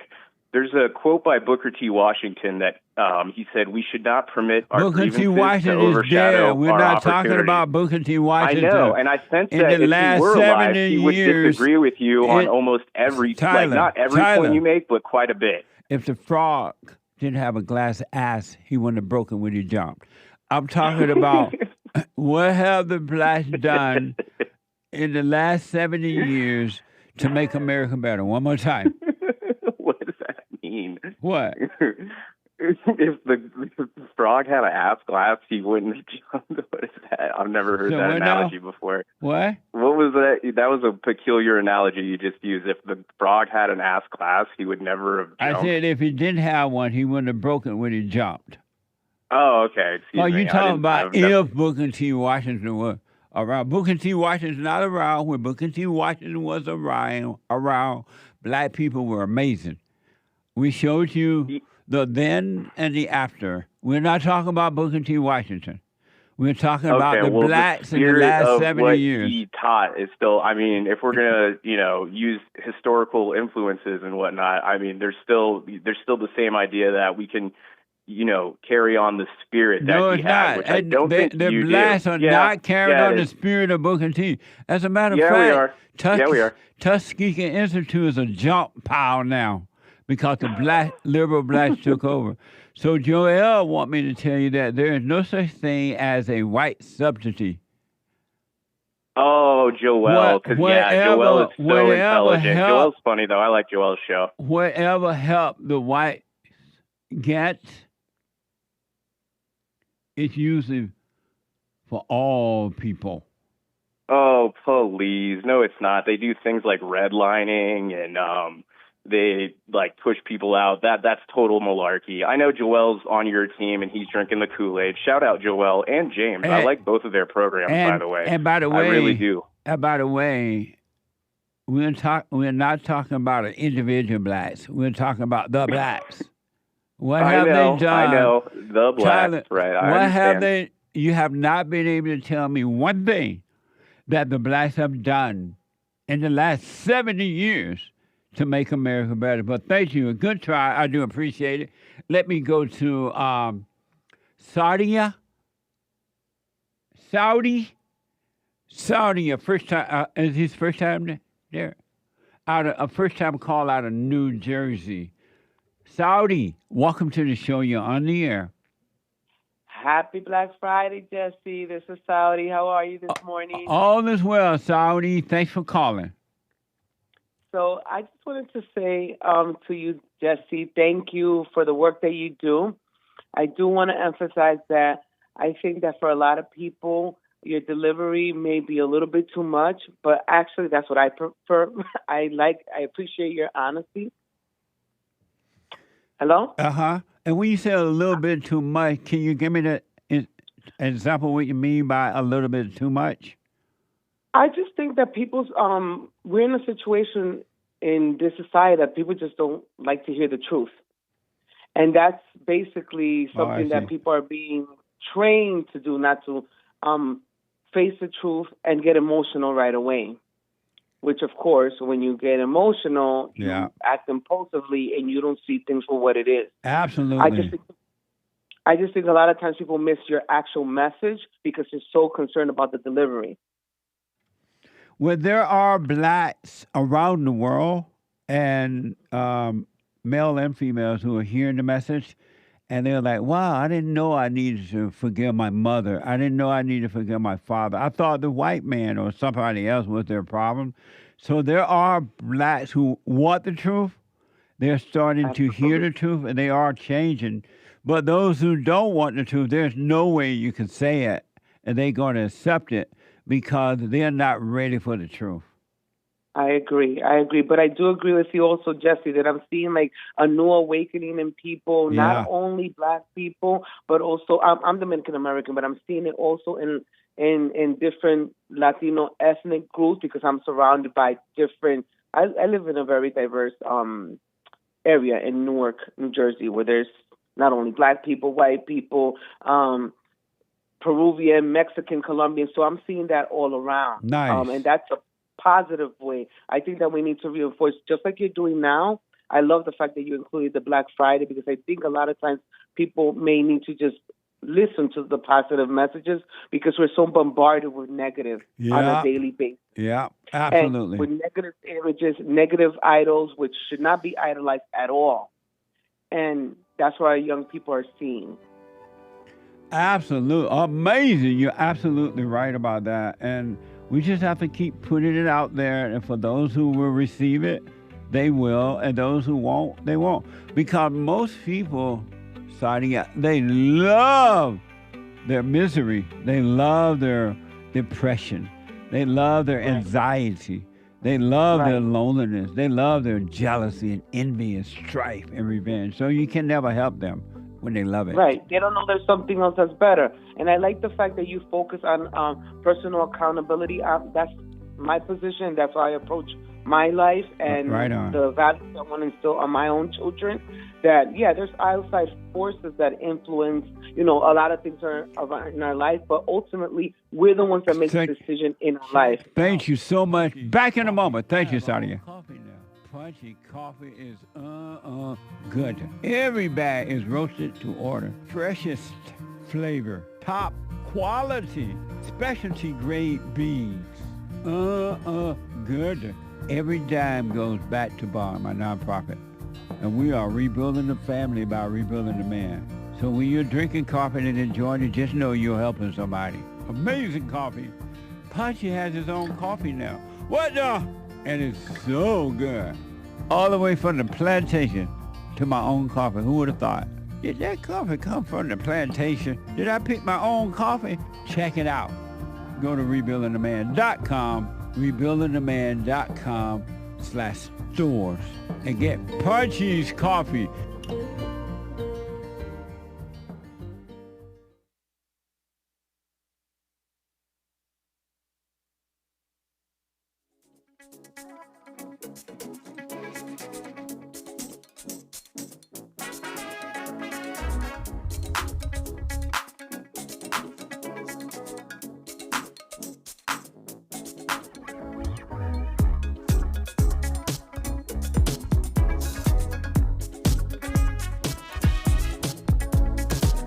Welcome back, 888-77-JESSE. As you know, if you've been listening to the Jesse Lee Peterson Show for a minute, you know I'm about getting your life right. I encourage you to get your life right, to get your career right, and to get your investments right. And for that reason, thanks to Goldco, we're offering you another chance to get your investments right. Get your investments right. Which is why I'm proud to connect you with Goldco for your precious metal investments. And for my listeners, Goldco has agreed. Okay, Jesse, we have a special promo for your listeners, for the Jesse Lee Peterson listeners. Qualified accounts receive a 10% instant match in bonus silver. A 10% instant match in bonus silver. So I recommend you learn more about it. Get your investments right, okay? I recommend you learn more about it by going to JesseLovesGold.com. JesseLovesGold.com or 855-644-GOLD. That's 855-644-GOLD. And don't forget to tell them Jesse sent me. He sent you. All right? I wish you well with that. Thank you. And thank you, Goldco. Amazing. I want to go to Germany and talk to JAMIL out of Germany. JAMIL, welcome to the show. You're on the air. Hello, Jesse. Hi. Nice talking to you. You too, JAMIL. Thank you. Yeah, I really, really enjoyed the show. And I just, first of all, want to say thank you for always having a great show and talking about really important things. It really helped me in my life. So first of all, I just want to say thank you. You're welcome. Stay with it. Stay with it. Stay with it. Yeah, I wanted to call you today. First, I'll tell you an interesting story. My grandparents on my mom's side were originally from Palestine. They moved in 1948. Come back to your Jordan, phone. So I grew up there. JAMIL. Hey. Can you hear me? I can now. I can now. Go ahead.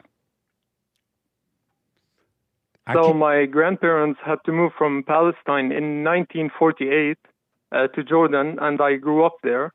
And you know about the situation there. But the interesting thing is my grandfather never ever complained about the situation. He never ever even talked about it. The only thing he ever complained about was my grandma, actually. But right now, I grew up.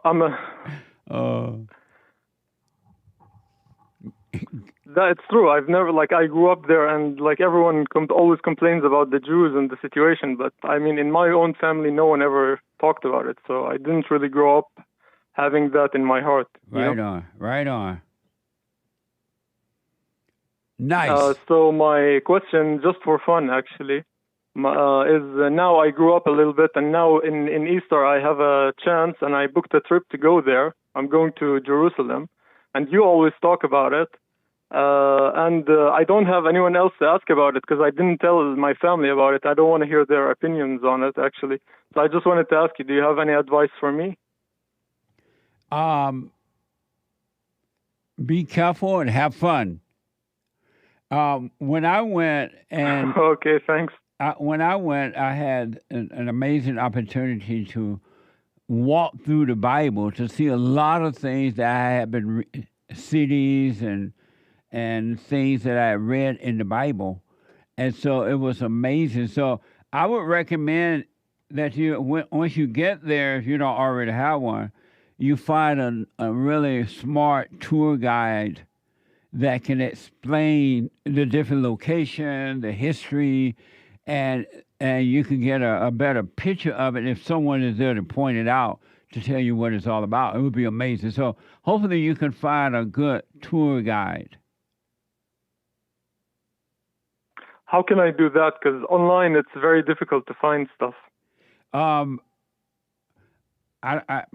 don't know. Maybe you can contact someone in Israel. They can tell you how to do it. Or once you get there, maybe they can tell you. I'm not sure. Okay. But have fun. When are you going?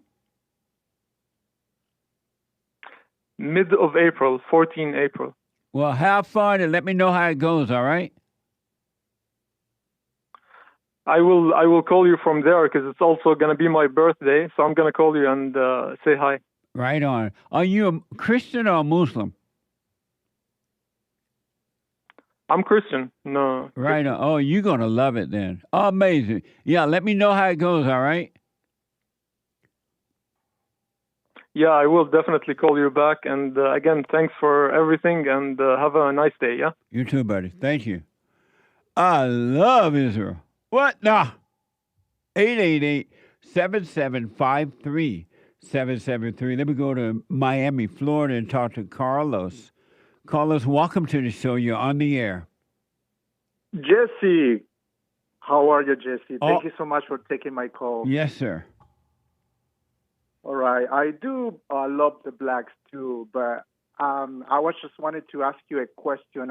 Since I started listening to you, and I was able to awaken myself to reality, to the truth, and I'm able to see clearly and doing my silent prayer and everything. I have realized things with the community and with the people that surrounded me that at one point I was able to accept and be part of it.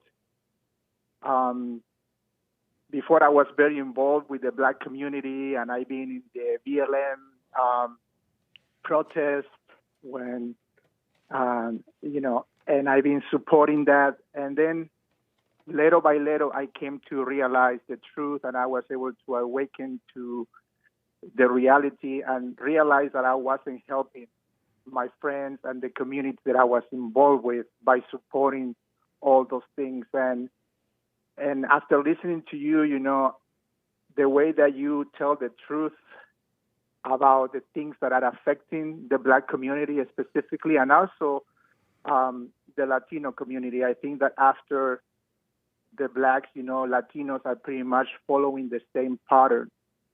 And my question to you is once you realize the truth, once you have this enlightenment from God that you can see clearly, sometimes I feel like, I don't know if that is God helping me to realize the things that I see, and I see them as wrong right now. And I used to see them like, oh, this is right. I'm supporting the people. I'm supporting the community by going to a protest or by supporting different policies that are, affect.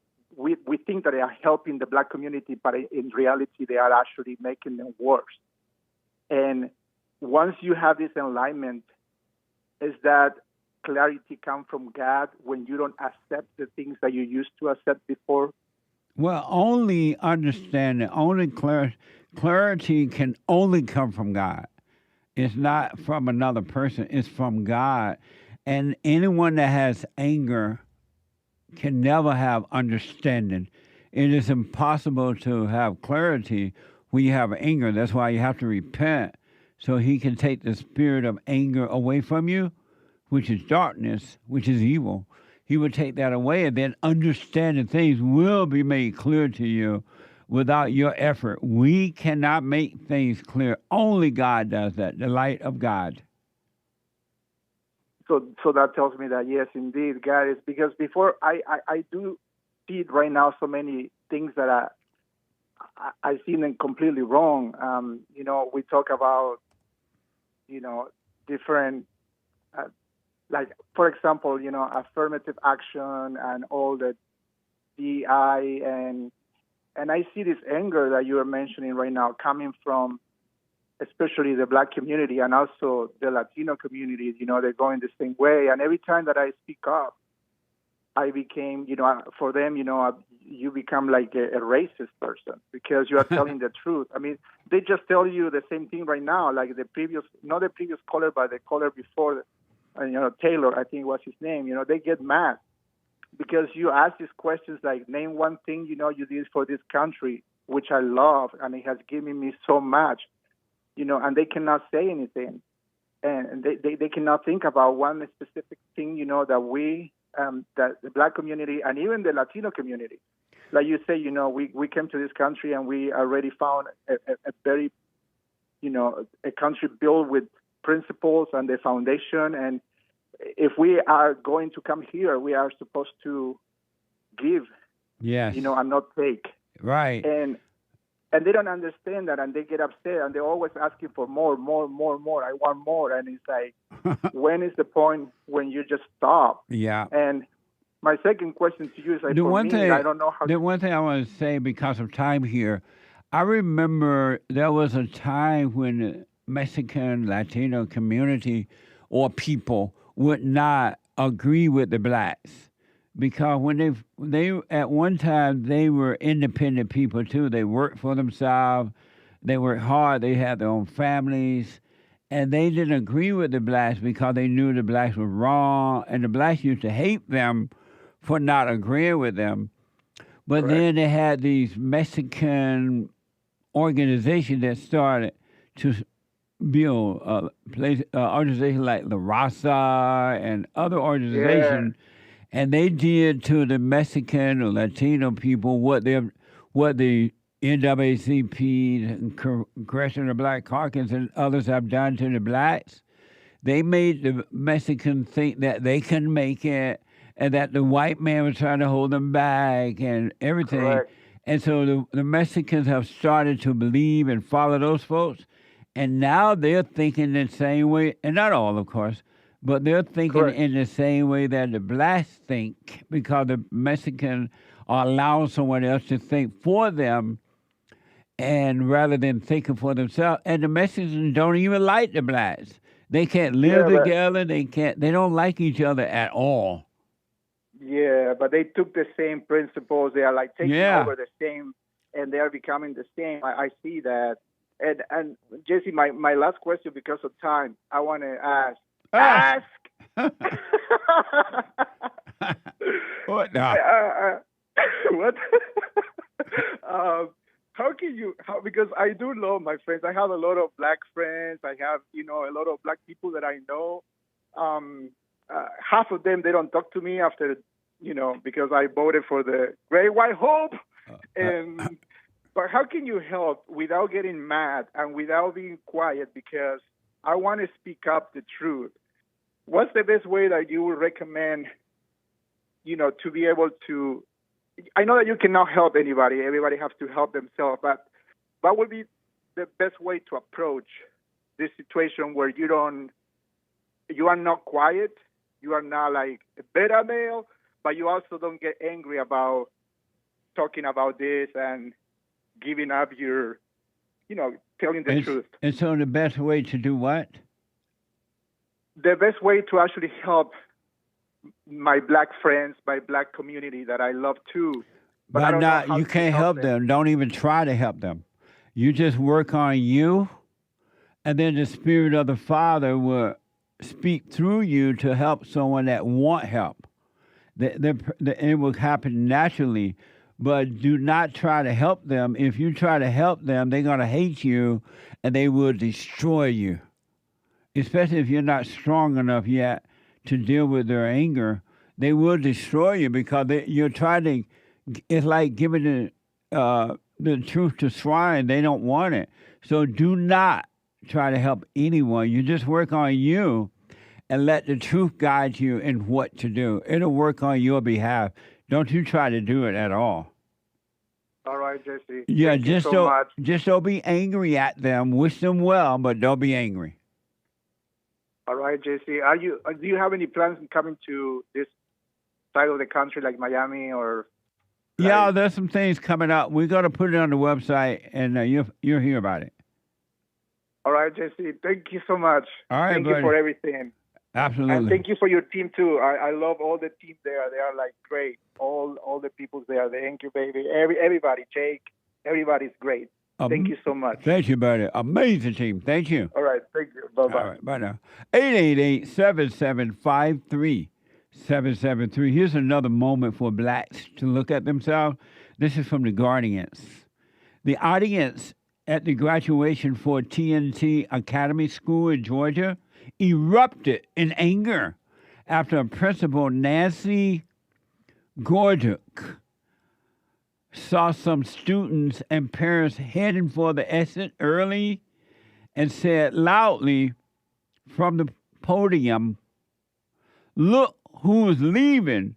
All the black people. The black people leaving." And they had a fit. The Guardian, and this is from the Guardian, she can be heard saying she caused a mix-up in the program where she forgot to list the valedictorian speech and urged people to stay for it, asking them not to be rude. Watch this from NBC News. Y'all owe this young man an apology, especially that goober that was That was so rude. Where are you, you little coward? Come on back up here. Let's talk. You people are being so rude to not listen to this speech. It was my fault that we missed it in the program. People walking out. Look who's leaving, all the black people.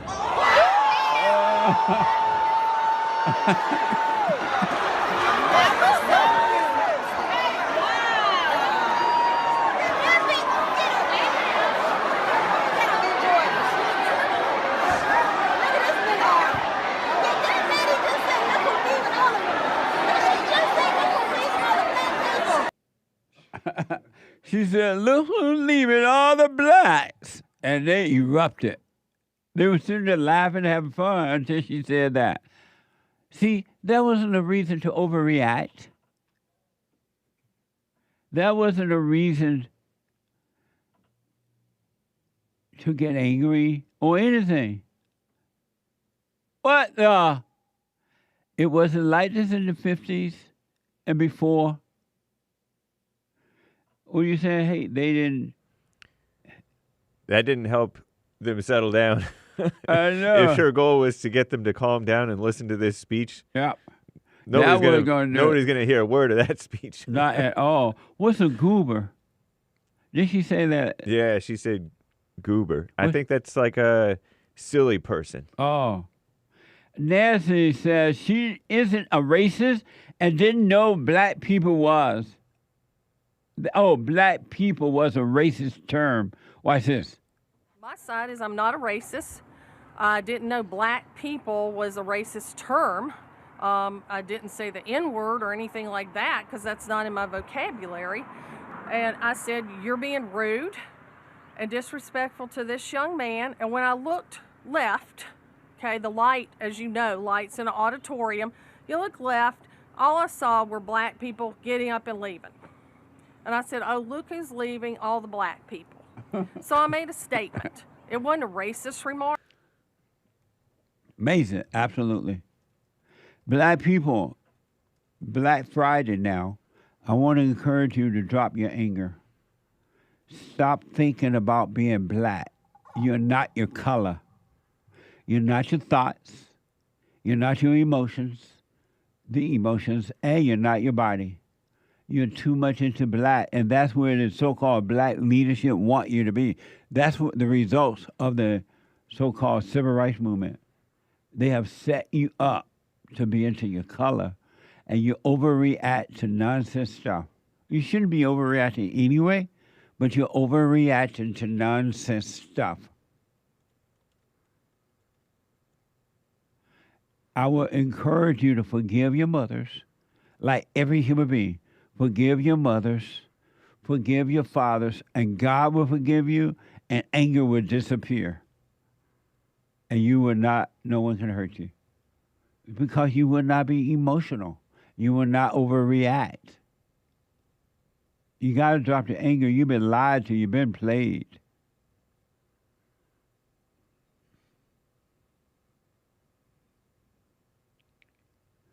According to the Guardians, this woman reportedly emailed parents to say, a terrible mistake on my part of the graduation ceremony on Friday night. The devil was in the house and came out from my mouth. I deeply apologize for my racist comments and hope that forgiveness is in the heart. I don't know what SRC means.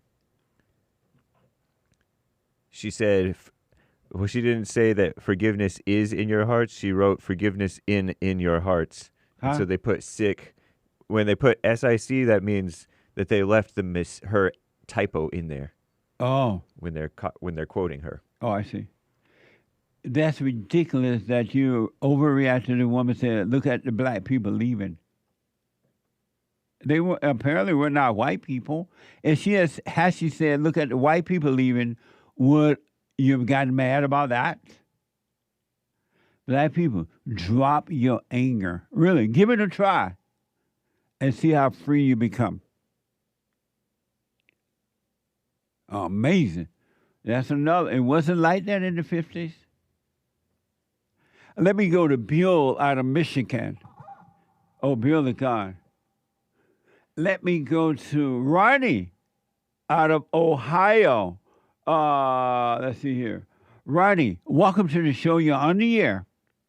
Uncle Jesse, how you doing today? All is well, Ronnie. Amazing. Yes, sir. Thanks for taking my call on DEI Friday, or is it Black Friday? I forget what y'all calling it. Black Friday. We love the blacks. Yeah, I appreciate you taking my call. Yes, sir. I wanted to respond to a question you asked earlier about what good blacks have done in the last 70 years. To make America better. What have blacks done the last 70 years to make America better? Yes. I would really ask you for an example of what white people have done so I can know what you're thinking. Okay, hold that thought, Ronnie. Let me take a break, all right? Okay. And I'll come back to you right after the break. The hate news, not the fake news, but the hate news. One more hour to go. I'll be back in a moment. Welcome to Black Friday. Back in a moment.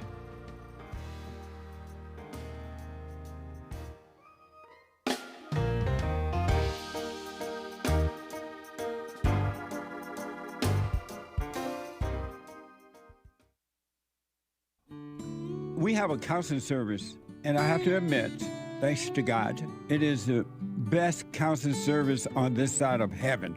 I counsel with men and women, families, individuals around the world. Most people are unhappy, they're miserable, they have rough lives, they're depressed, suicidal, young and old, of all races. I understand, I know why, and I do understand it. Because exactly what's happening in me is happening with everybody outside of me, inside of them. And I've noticed that with those who really, really, really want to understand, they overcome it just like that, out of one counseling session. If you need counseling, you can go to rebuildingaman.com or call 800-411-2663. 800-411-BOND. Best counseling service on this side of heaven.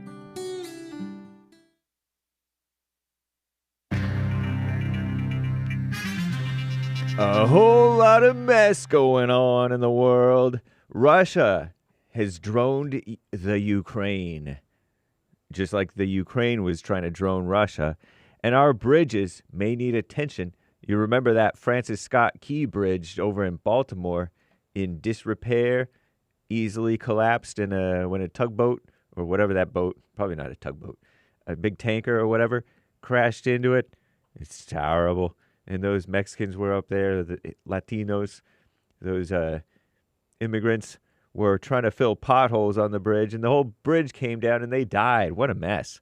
And Conor McGregor wants to be president of Ireland, but he faces an uphill battle getting on that ballot. Mariah Carey was accused of stealing on her #1 pop hit, All I Want for Christmas Is You. Some people who wrote us, and that was 1994, some country singers, wrote a song in 1989 called the same thing, and they sued, and they lost. Case dismissed. This is the end of hour 2 of the Jesse Lee Peterson Show. It is Friday, Black Friday, March 21st. It is spring since yesterday. AD 2025. The lines are full, guys. JLP will be right back to your calls. We'll also get to your super chats. We do see them. But first, it is fake news on fake news. Russia has launched did launch a large-scale drone attack in the southern Ukrainian port city of Odessa, not to be confused with Texas. This is Odessa. Overnight, that hit civilian infrastructure, communist buzzword, injured at least 3 people, and sparked a massive blaze. Whoosh.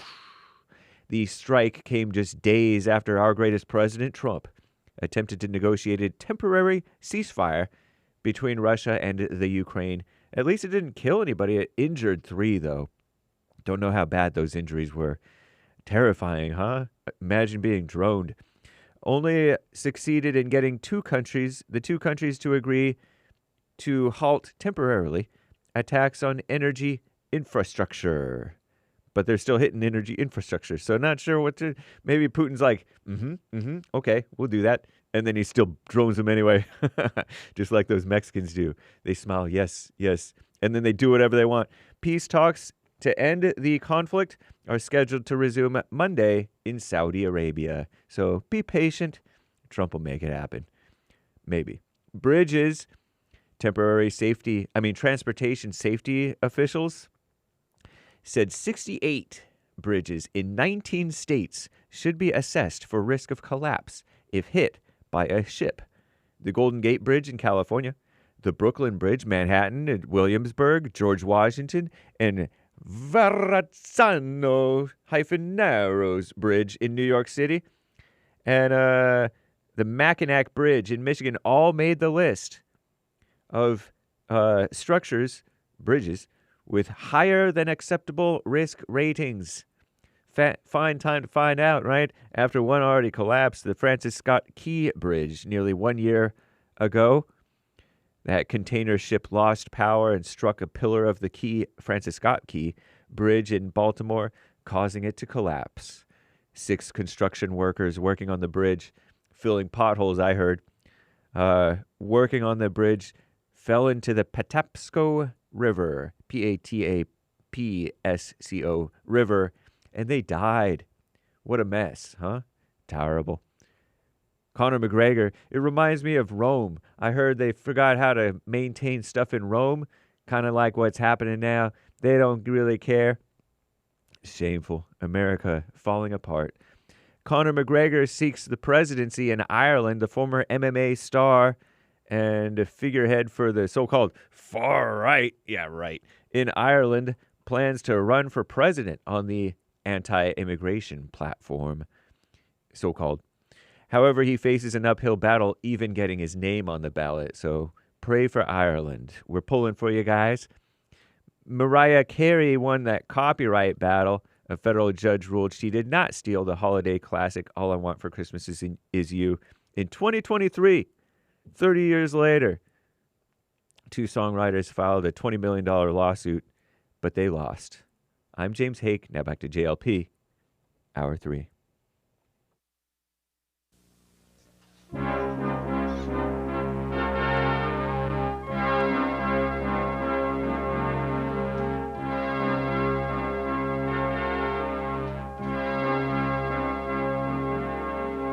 Somewhere in the world today, men have got to stand up strong, face the truth about themselves, to understand what went wrong. I know we can find a way. I know we can find a way. I know we can find a way to stand up, stand up, stand up.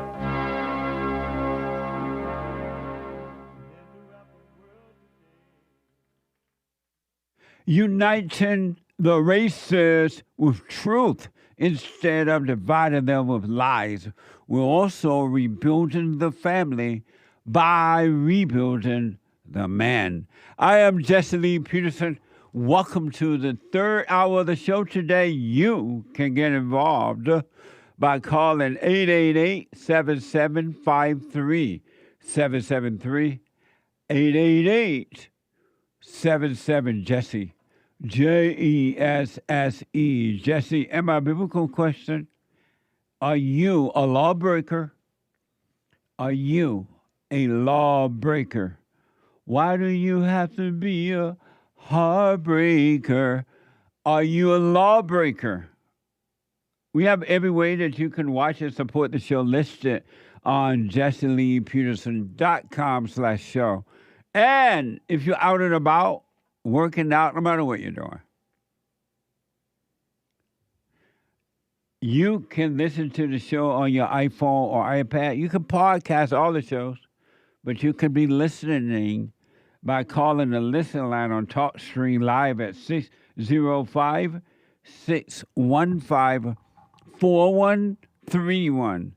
605-615-4131. And to donate and have your comments read out loud go to buymeacoffee.com/JLP Talk.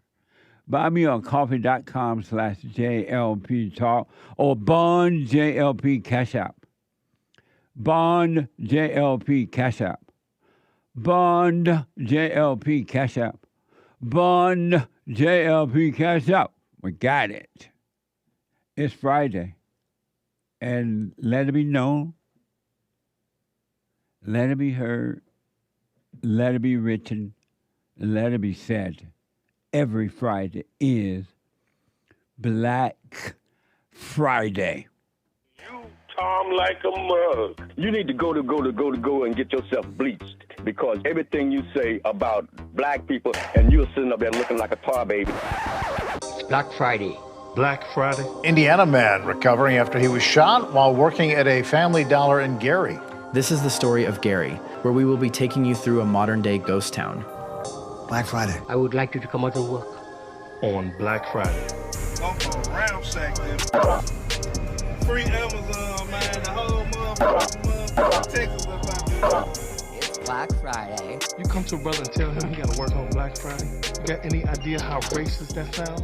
Telling me to come in and work. What, you think you own me? I never said this, I tell you. But you thought it, didn't you? Is it always like this?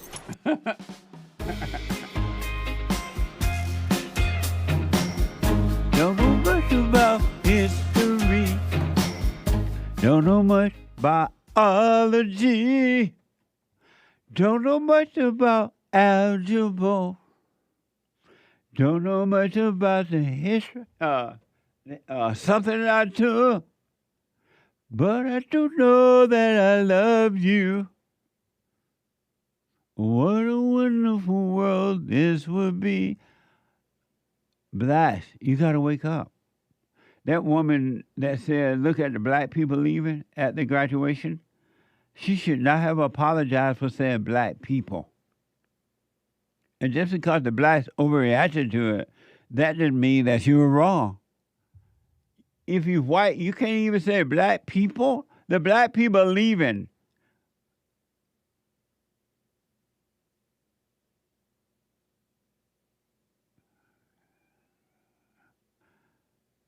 Amazing.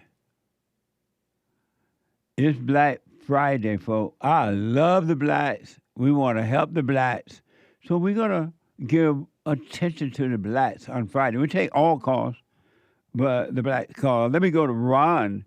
I had to put Ron on hold there. We went on a break there. Ron, thank you for holding. Go ahead, out of Ohio.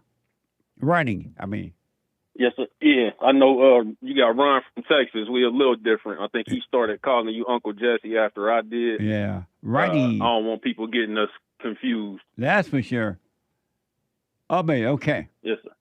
Yeah, so I wanted to respond to your question about what the blacks have done to make America better during the last 70 years. Right. America was already amazing, right? The white people made America amazing.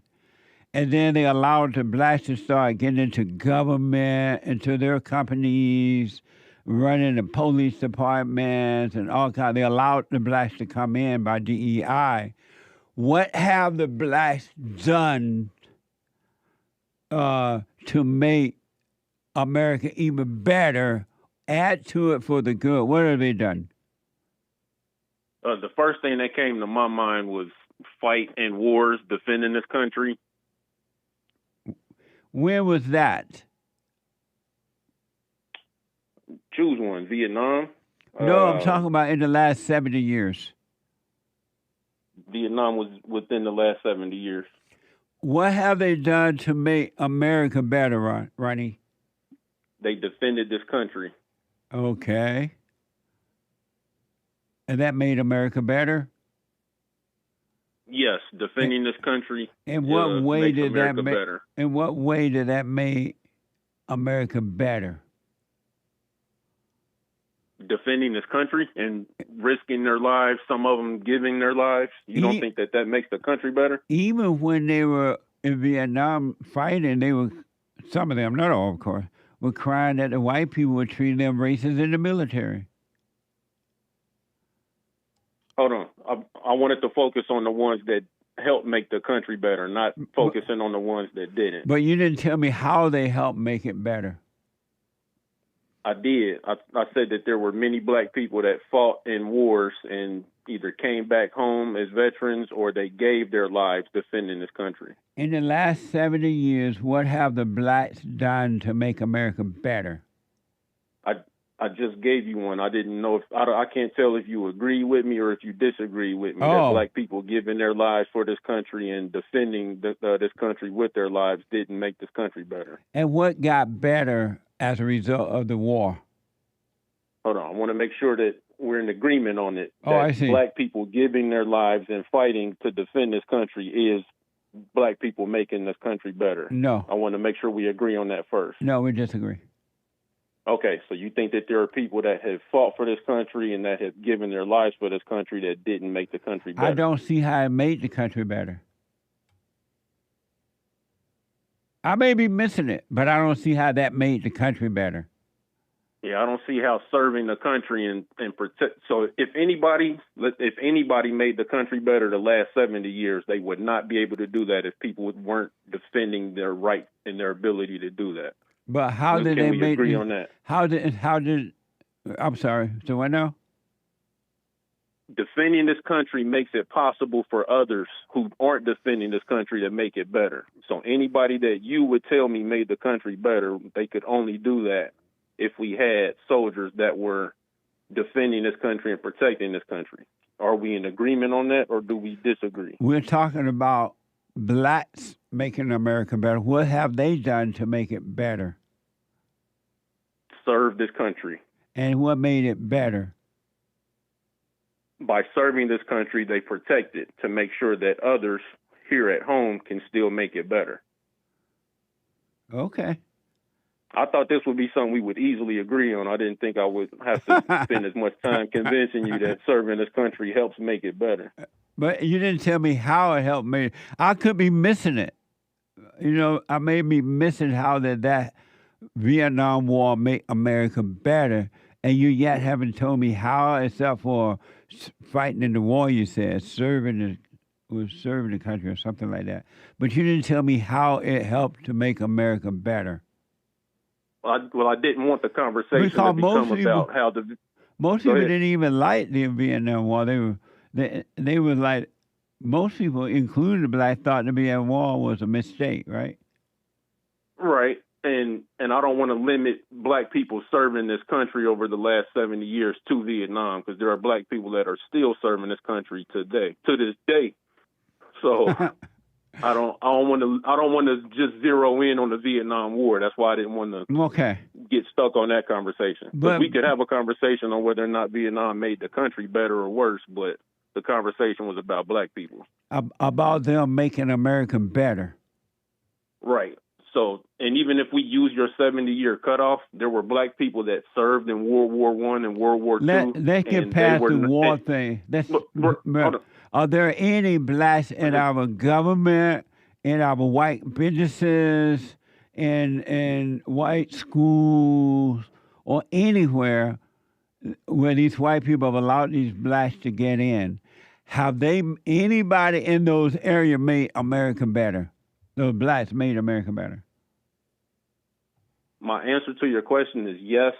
In what way? If you want me to start naming individuals, I would not push individual, back and say that we didn't. Yeah, that's right. I didn't want to get into individuals. How did they? You said yes, they made America better. How? Give me an example of something that the blacks have done to make America better.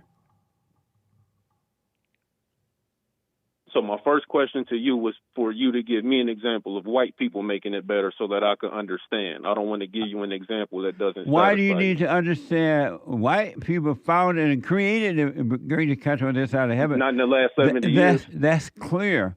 But you still didn't tell me, this is Black Friday, buddy. You still didn't tell me. Hold on, the founders didn't found the country in the last 70 years. You still didn't tell me that. You're answering the question incorrectly now. You still didn't tell me one thing that the blacks have done to make America better.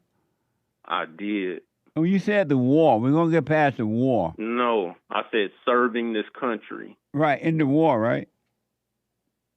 Serving it. We don't have to limit it to war or a Ronnie, war. Black people serve this country. Ronnie, tell me one thing, and then I'm going to have to run because of time, and there's so many people want to get in, and we have super chats. Tell me one thing that the black, and not the military, tell me one thing that the blacks have done, and especially those blacks that's supposed to be in corporate America, in the government and all that. Tell me one thing that they have done to make America better. So now your question is weird because you said I can't respond with the military. So I don't know what you think white people did to make the country better, and you still haven't given me an example. All right. If you're talking about if being in government is making the country better, yes, there are black people in government. And black people in government have made America better? If there are white people that have made the country better in government, there are definitely black people that have made the country better in government. Are there black people in government that have made America better? If you think that there are white people that have made the country better in government, then yes, there are black people. The answer to your question is yes. But you can't tell me what they did to make it better. Let's see. The country's still standing. So Ronnie, I gotta run because the country's still standing, and they did a good job. Ronnie, thank you, man. I absolutely appreciate it. Thank you. All right. Thank you for loving the blacks, Uncle Jesse. Absolutely. I love the blacks. Thank you, buddy. Let me go to Maze. There's a line open, 888-7753-773. Let me go to Maze out of Ohio. Maze, she black. Welcome to the show. You're on the air. Hello, Jesse. How are you today? All is well, Maze. Now, you done gave Caucasian White History Month, and now you're talking about Black Friday. Nice, so huh? What you're doing. I'm going to tell you what you're supposed to be doing. You're supposed to be making it better being therapists to the Caucasians. That's what you're doing. What do you mean? Every day. What do you mean? They call in with their problems. You're helping them solve them. I help all races call in. Black people call in, Chinese, Japanese. No, that's not what I said. I said you said blacks. You're not talking about Chinese, Mexicans, and all them. What have the blacks done? The problems that they're having, aren't you, every day? Mace, name me one thing that in the last 70 years, that the blacks have done to make America better. Well, you said you want to go back 70 years. I'm talking about now, not 70 years. I'm talking about today, 2025. You sit there every day and you help Caucasians with their problems that they have, don't you? Maze, and you're a black man. Maze, I'm one black person. I'm not in government. I'm not in government. I'm not in a position to make America better. Tell me one thing that the blacks have done in the last 70 years to make America better. Okay, so the reason why they can go to space today, who helped them get there, and what did the black lady do to help them get there? Elon Musk. Elon Musk ain't do nothing. Elon Musk is not even American. He has a green card. And he calling people dumb himself. So we won't even call you Elon. Maze, name me one thing that the blacks have done to make America better. Everything that America has, they have had something to do with it. Name me one thing that the blacks have done to make America better. You want to be that way. The man that can make water out of air. They will not even let the man do his thing to help people. Who are you talking about? They want to destroy him to keep him from doing it. So that's one. So now let's go. Let me tell you what don't make America better. Who? I told you about the man before. What man in the last 7? There's a black man in the last 7. Maze. Hold on, Maze. Okay. Tell your crew to look it up. Hold on, Maze. There's a black man in the last 70 years that tried to make America better? Yeah, it will make America better because there's something wrong with the water. And when was this? Like they still surviving off the stuff that was made. When was this? When was this, Mace? When was this? Yeah. I told you about this 2 years ago. I told you. Crew when was this, Mace? What? When was this? I said it was 2 years ago. What? And then you talk about Tuskegee. They got the best veterinarian school in the country, and they also have some of the best engineers in the country. So Tuskegee is no, they don't. Like they said it was. No, they don't. What'd you say? No, yes, they don't. I was down there recently. You was down there. Really? I visited Tuskegee Institute. And they told me it's a mess now. The workers there told me, the teachers, the professors, they told me it's a mess now. The blacks have taken over. They're liberals, And a lot of the black kids don't even come to class. A lot of their students are from foreign Not countries. only black kids go there, Man. everybody go there. Chinese, right. yeah, A lot of Caucasians, their, everybody. You a talking lot about of their, they're doing stuff to make America better. a lot of their students are from foreign countries now because the That's blacks, everywhere. the blacks are too lazy to even show up for class. Really? Okay. See, Jesse, you want to take the bad of what you see black people do Man, every I'm day. asking, it's Black Friday. Tell me Okay. one thing that Not the around blacks black people have that's doing done. things, Tell and me you got a one group of thing. Caucasians sitting there listening to what you got to say, or other people got to say, and not knowing for themselves. That's all the people that's lost. They don't think that they're doing anything for America. Because anything that's done in America was done, a black person was right there to help. Maze, You can take it or not. Maze, So I say, you're going to here's an be example. able to find some blacks that the white I people don't have to hire. find them. I know them every day. There are some black people that the blacks All you hire. think is welfare. Maze. All you think about is welfare and criminals. Maze, Who Maze, overlook the real criminals. Maze. What? What? There are some black people that the white people hire to help them build No, they don't America. no. But They don't you have not told me yet what the blacks have done, especially those in charge, the government. The white In man charge. gave up their schools. The white man gave their businesses to them. You have White man not gave told me businesses to one black. They always thing. a giving. Black, they took the black people businesses. So what are you talking about? Give the last 70 years. You need to take a trip around history, and you need to take a trip around learning. And something what Tuskegee. All you got to do when I go, I will take some pictures and everything else and talk to some of the people there. Not they say. I went there. I talked to the They people say- there, man. yes, I they don't grew get up around nowhere. there. I grew up around there. I know you did. I know you grew up around there. Maze, but One one of more my friend's time. daughter helped design one of those buildings there. Maze, one more time. You haven't told me. You haven't told me one thing that the blacks have done in the last 70 I just told years you. to add to what white folks have done to make America great. You haven't told me one thing. I just told you, you on here every day to make America great. You're getting rid of Looney Tunes. You're helping them with their problems. And so if you got Looney Poop out there with problems, aren't you helping them to keep them from going out and creating and doing things to people? You got a white audience that's listening, don't you? So you're not able to tell me anything. I said you got a Caucasian audience that listen, don't know nothing about black people. And then black people can marry anybody they want to in these days and times. Regardless of whatever race they are, they marry them and they're happy. Doing things together. That's what making America great again. Not people walking around here looking at the things that black people do and scared to death of them and don't even understand them, don't know nothing about them, never been with them, around them, anything else. That's what make America, what would make America better again. Not a news media you're going around and pointing there. So you're not able to tell me One anything. around the other side doing the same thing, falling out. Maze, so you're not able to tell me anything. Burning up stuff. Maze, What? what? You're not able to tell me If anything. you don't understand it, it's something wrong with you. I know it's slow and uninformed, but if you don't get it, and if you don't know what black people have done, that's your problem, not mine. But you haven't told me one thing. I did tell you. I said you as an example. Maze, You're not doing anything to make America better? I'm only one person.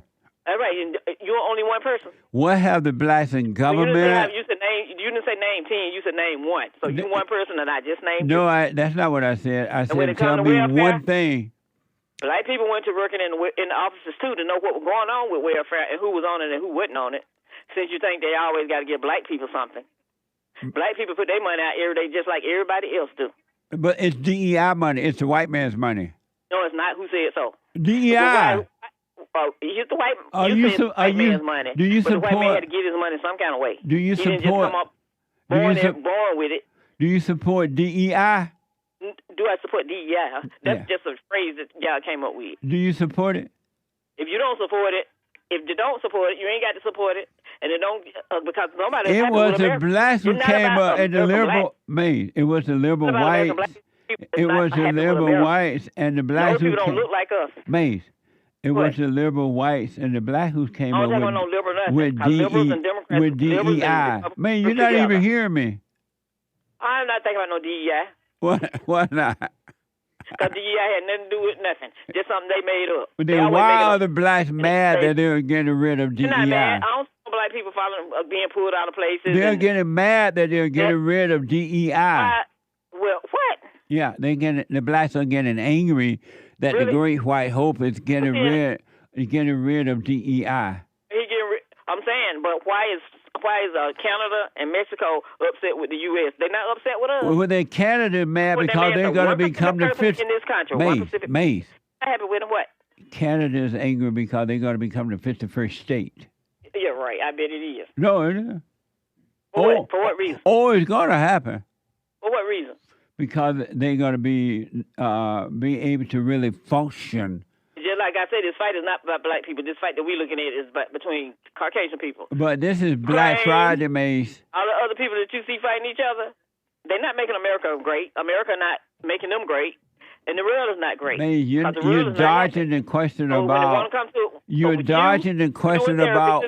Every day. You're dodging about what have the blacks done to make America better. Yes, so but I got to run, Mace. on the street acting like they did 70 years ago Mace. are not representing the black people. I got to run. The people that they came behind and doing what they saw them do. That's those people that you keep showing. Thank you, Mace. I appreciate it. They don't want to hear their own history, and they don't want to accept it from 70 years ago. Mace, let me show you. Are you watching? Are you watching? The same thing that they did maybe 40 years ago. So if you don't want to change things, but have you noticed that? Mace. You always want to be in charge, but the way you're trying to do it, Mace. God ain't gonna let them. And I'm gonna put it to you that way. Have you noticed? Look at it that way, and Mace, you see it that way, and that's all I gotta say. Mace. Because all God's children got to roll. Mace. What? Have you noticed that the blacks who are trying to do something are not liked by the other blacks? When individual blacks try to get up and have you noticed? I haven't even asked you the question yet. Have you noticed that when individual blacks try to do something good, the other blacks hate them for it? Really? I don't hate you. No, not you. You love me. I'm talking about other blacks. Well, and the things that you do, I just like I say, I want to hate you, but something won't let me. Because you love me. That's why. Thank you, man. What I think Caucasians need to get over what they think black people have done to them, which they never did anything. They never experimented on them or did anything to them. They need to forgive black people for what they never did to them. Thank you, Mace. So I hope you work on them while you're talking to them. Thank your you. audience. Thank you. They've lost. Have a good one. You too. 888-77-53773. Super chat. Super.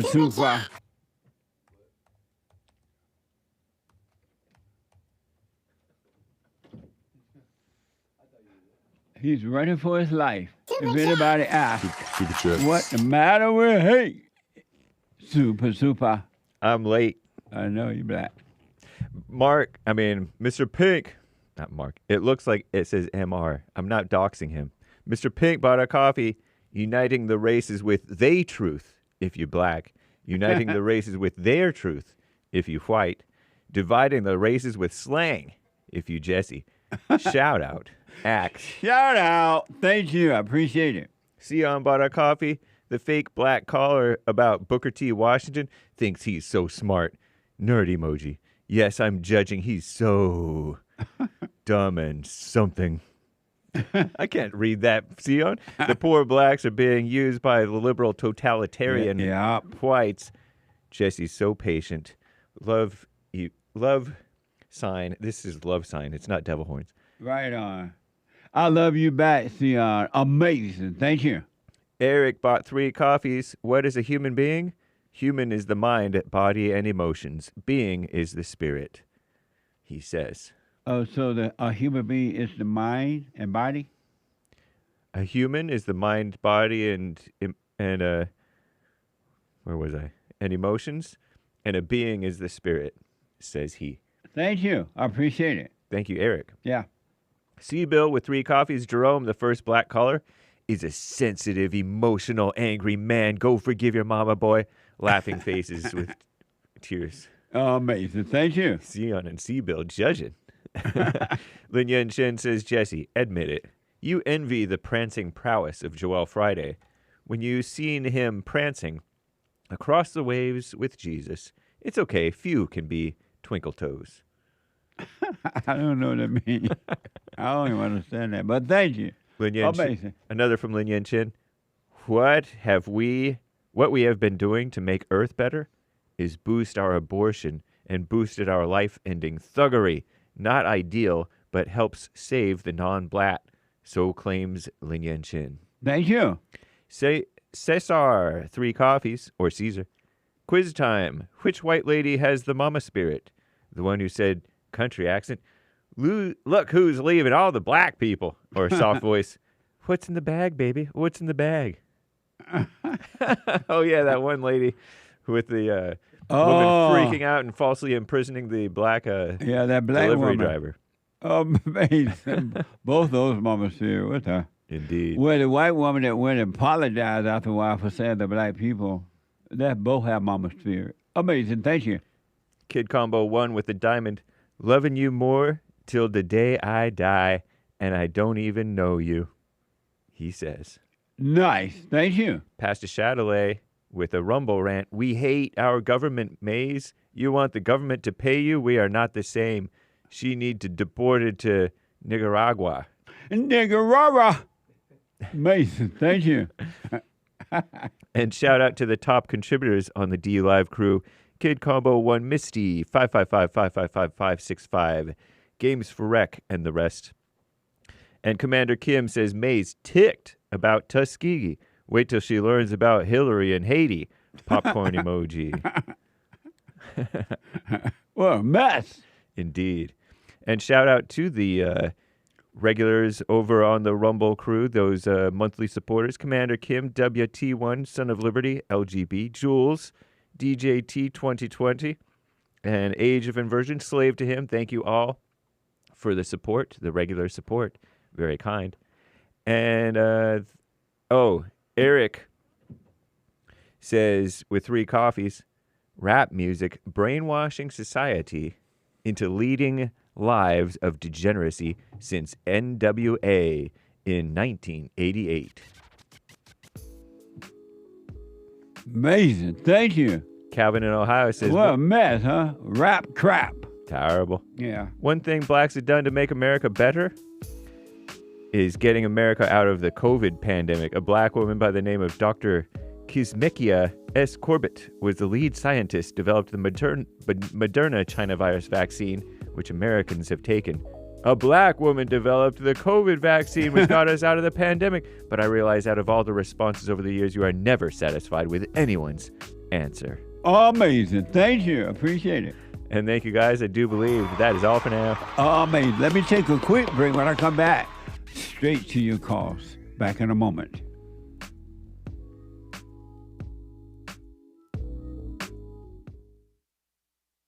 Now, I totally disagree with the way things are going, but you can't be angry because that's what the enemy wants. He wants to control you. They do things to make you mad so they can control you. It's like being married, and the wife would do things to make you mad, or she'll do things to make you feel good. And men do that to women too when they want something from the woman, especially sex. They'll make her feel good, or they'll make her angry.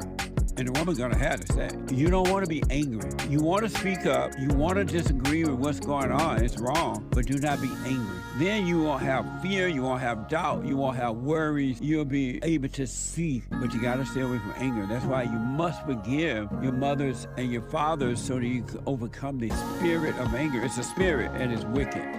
Nothing good in anger because it has no love, folks. You need love to defeat evil. And love is not a weakness. It's a strength. It's from God. It's His nature.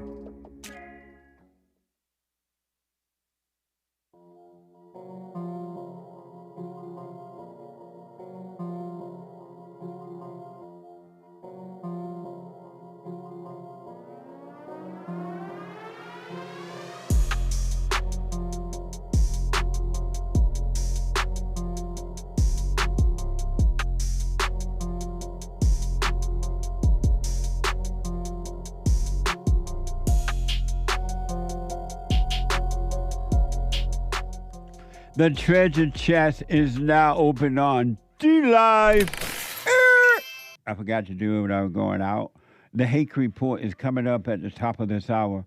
TheHakeReport.com from 9 to 11 a.m. Pacific time. And after the Hake Report, thefallenstate.tv. You're going to love it. Really, it's a blast from the past. You're going to love it. Thefallenstate.tv at 11 a.m. today. And after that, the American Anchor, baby, on Rumble. Make sure you catch them on Rumble at 12 noon Pacific time. And all are invited to our fellowship on Sunday. Fellowship on Sunday for all.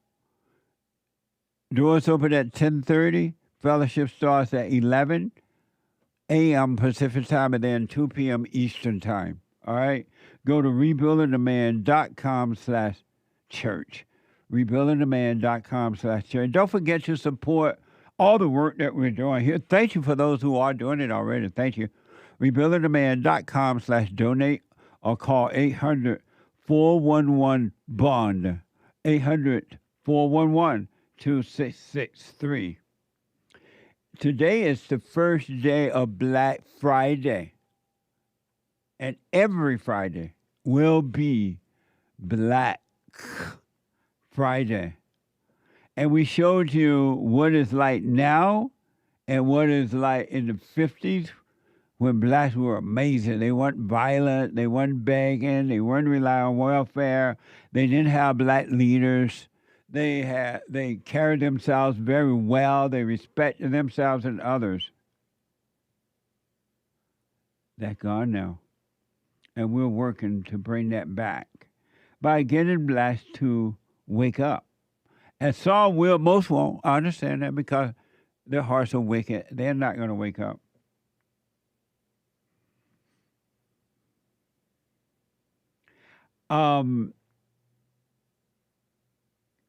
One other quick example of the blacks and what it's like now, and then I'll get to your calls. And you think the previous stories were not, if you think the previous stories were not racist, I want to know what you think about this one. Here's a video showing a group of black teens surrounding and attacking a white girl. Watch this from X.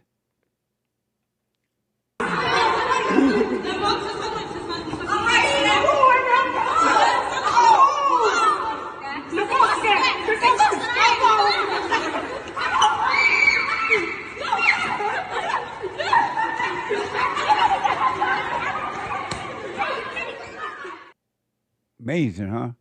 Remind me of the days at Edison High School in Gary, Indiana.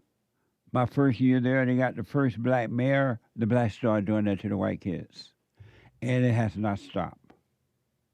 What have the blacks done to make America better? How have they added to what the white people have already done to make America better? Let me go to Keenan. Oh, Keenan. Is it Keenan? Oh, Keenan's a guard. Okay. Let me go to Massachusetts and talk to first-time caller JAHEEM. JAHEEM, welcome to the show. You're on the air. Hey, Jesse. I'm a big fan. I love the show, Jesse. Thank you, JAHEEM. Jesse, I know I sound white, but I am black. You do sound white. What the? You have a white mama or daddy or something? No, both of them are black, but you won't believe it. They're both Haitian. Oh, you're Haitian. So why do you sound so white? Because I went to an all-white school. Oh. And the fights you showed, all the blacks would get into a fight. Yeah. But I would stick with the whites, and they would resent me for sticking with the whites. Yeah. Angry people cannot stand for one person to stand alone.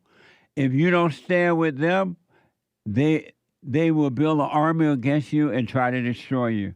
That's why they did that. That's amazing, man. Yeah, and I have a story, and you won't believe it.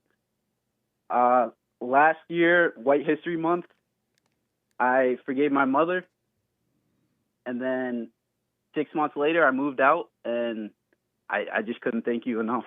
Right on, man. What the? I couldn't thank you enough. How old are you? I'm 21. I know. Right on. But stay with it, man, and just deal with life, but do not be angry. Yeah. Stay out of the imagination, resist anger, and you will have a perfect life. It will be amazing. Yes, sir. I just want to thank you a lot, Jesse.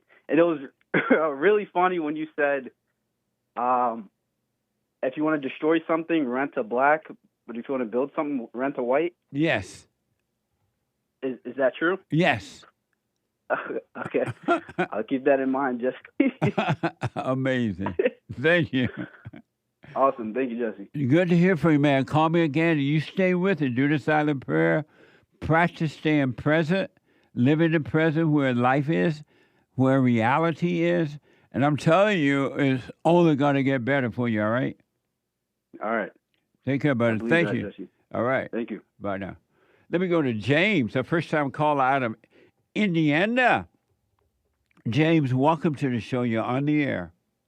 Hey, Mr. Peterson, can you hear me? Go ahead. Yes, sir. It's a blessing to be able to talk to you today. Thank you. I've been listening to the previous callers and stuff, and I just got a couple of questions. First thing I want to put out there is I constantly work. I'm like a non-stop guy. I work 92 hours a week.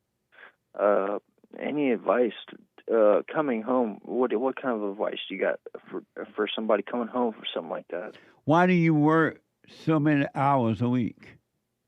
Oh man, that's a good that's actually a good question. I guess because of bills. Meaning what?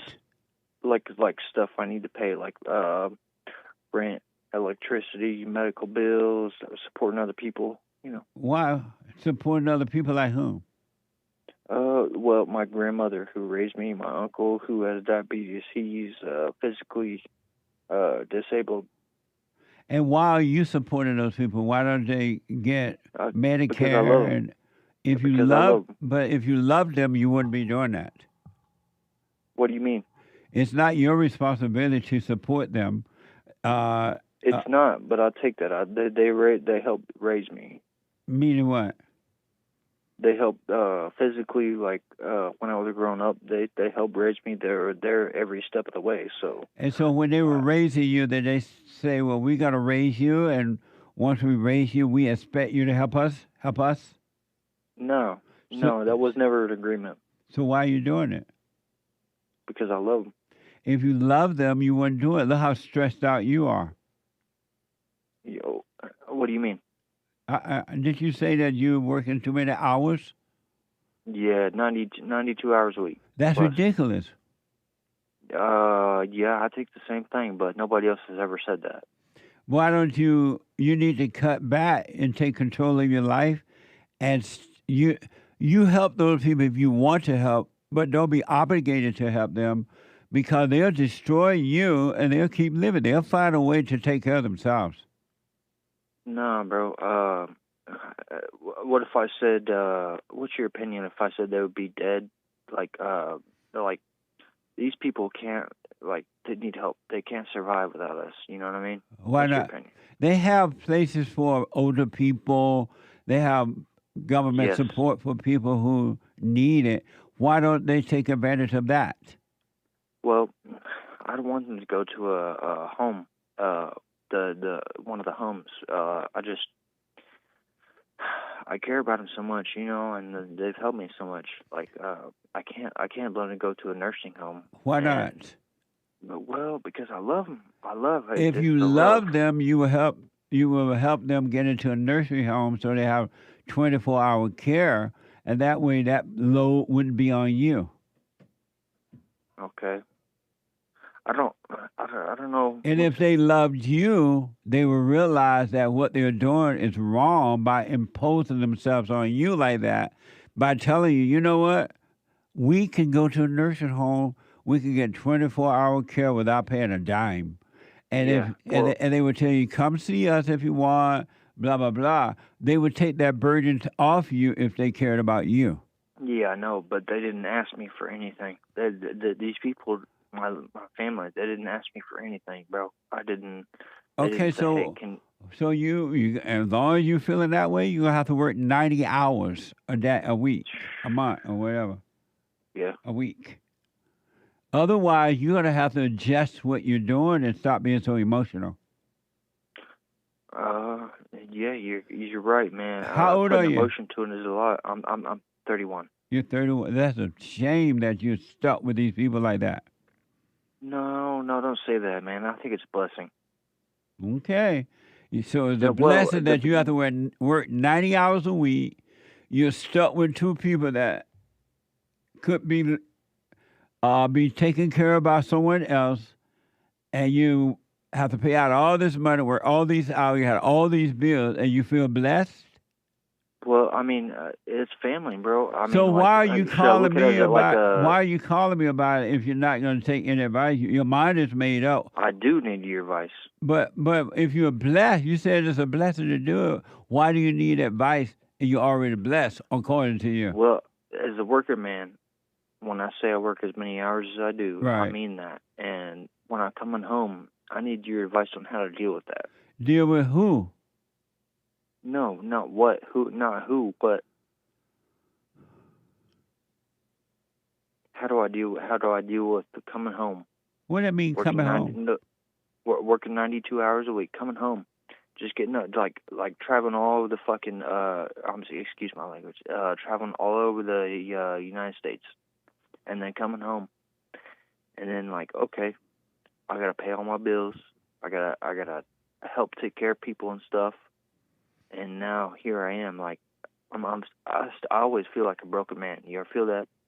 Yeah, because you are doing things not out of love, but out of guilt. You feel this false sense of obligation, and they are taking advantage of your weakness, and they are destroying you. And because you have this false love and false obligation, you're destroying yourself as well. And that's not a blessing. I would recommend you drop your anger and tell them they got to go live somewhere else in a home or something, and you take care of yourself. That's I respect your answer and your thoughts. But man, what if someone's only home 90 days a year and they don't have nowhere to go? Who don't have? Meaning you or them? Me. I don't have a physical piece of property. I don't own a house. I don't own a what you would call an apartment or anything. So dump those people and get your own house. If you working that many hours a week, you can buy your own house. Yeah, I know. I could do it. I could do it easy. So then dump those people and take care of you. That's my family, though. Oh, Lord. All right, man. I just tell you what to do. Do what you think is Yeah, best. I know. But listen to me. Hey, Jesse, Uncle Jesse. What? What the? Hey, you got family, right? Yeah. What would you do with your family if they were struggling? If your mama had diabetes and her leg was going out, what would you do? I would have to be in that situation, but the one thing I know I wouldn't do, I wouldn't be stuck with her. I'll put her in an old folks home. You leave your mom behind? No, I leave her at an old folks home. No, your mama. We're talking right now. If your mama needed your help, would you help her? I would have to be in the situation to see, but the one thing I do know for sure, I wouldn't let her be a burden to me. That's for sure. Oh man. Well, listen. I wouldn't put it as a burden. It is a burden. You don't have any property. You stressed out, going home. And these people land up right, and these people land up there taking advantage of you, drive you to the ground. They don't even care about you enough to tell you, I gotta run though. Call me again, okay? No, hey, I love you, bro. You too, buddy. Thank you. God bless you, man. I love you. Thank you. You too. This is for Maze. Maze, I got a text from someone. Maze indicated that Elon had a green card. He does not. He does not have a green card. He has an American citizenship. He's also a citizen. He also has citizenship in Canada and South Africa. So he does not have a green card, Maze, according to my friend. Now, what do you say about that? Catch me outside on that. Amazing. Super chat.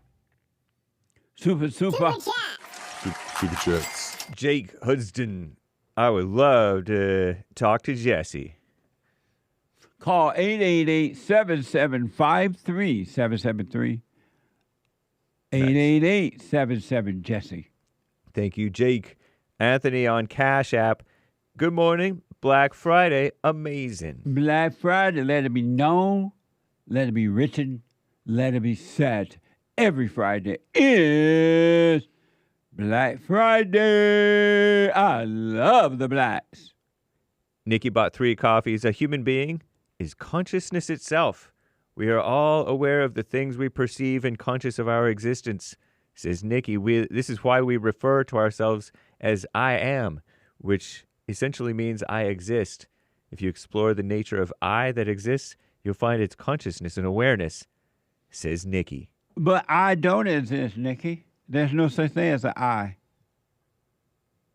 But thank you. I appreciate it. Thank you. Aaron G says, amazing. Amazing.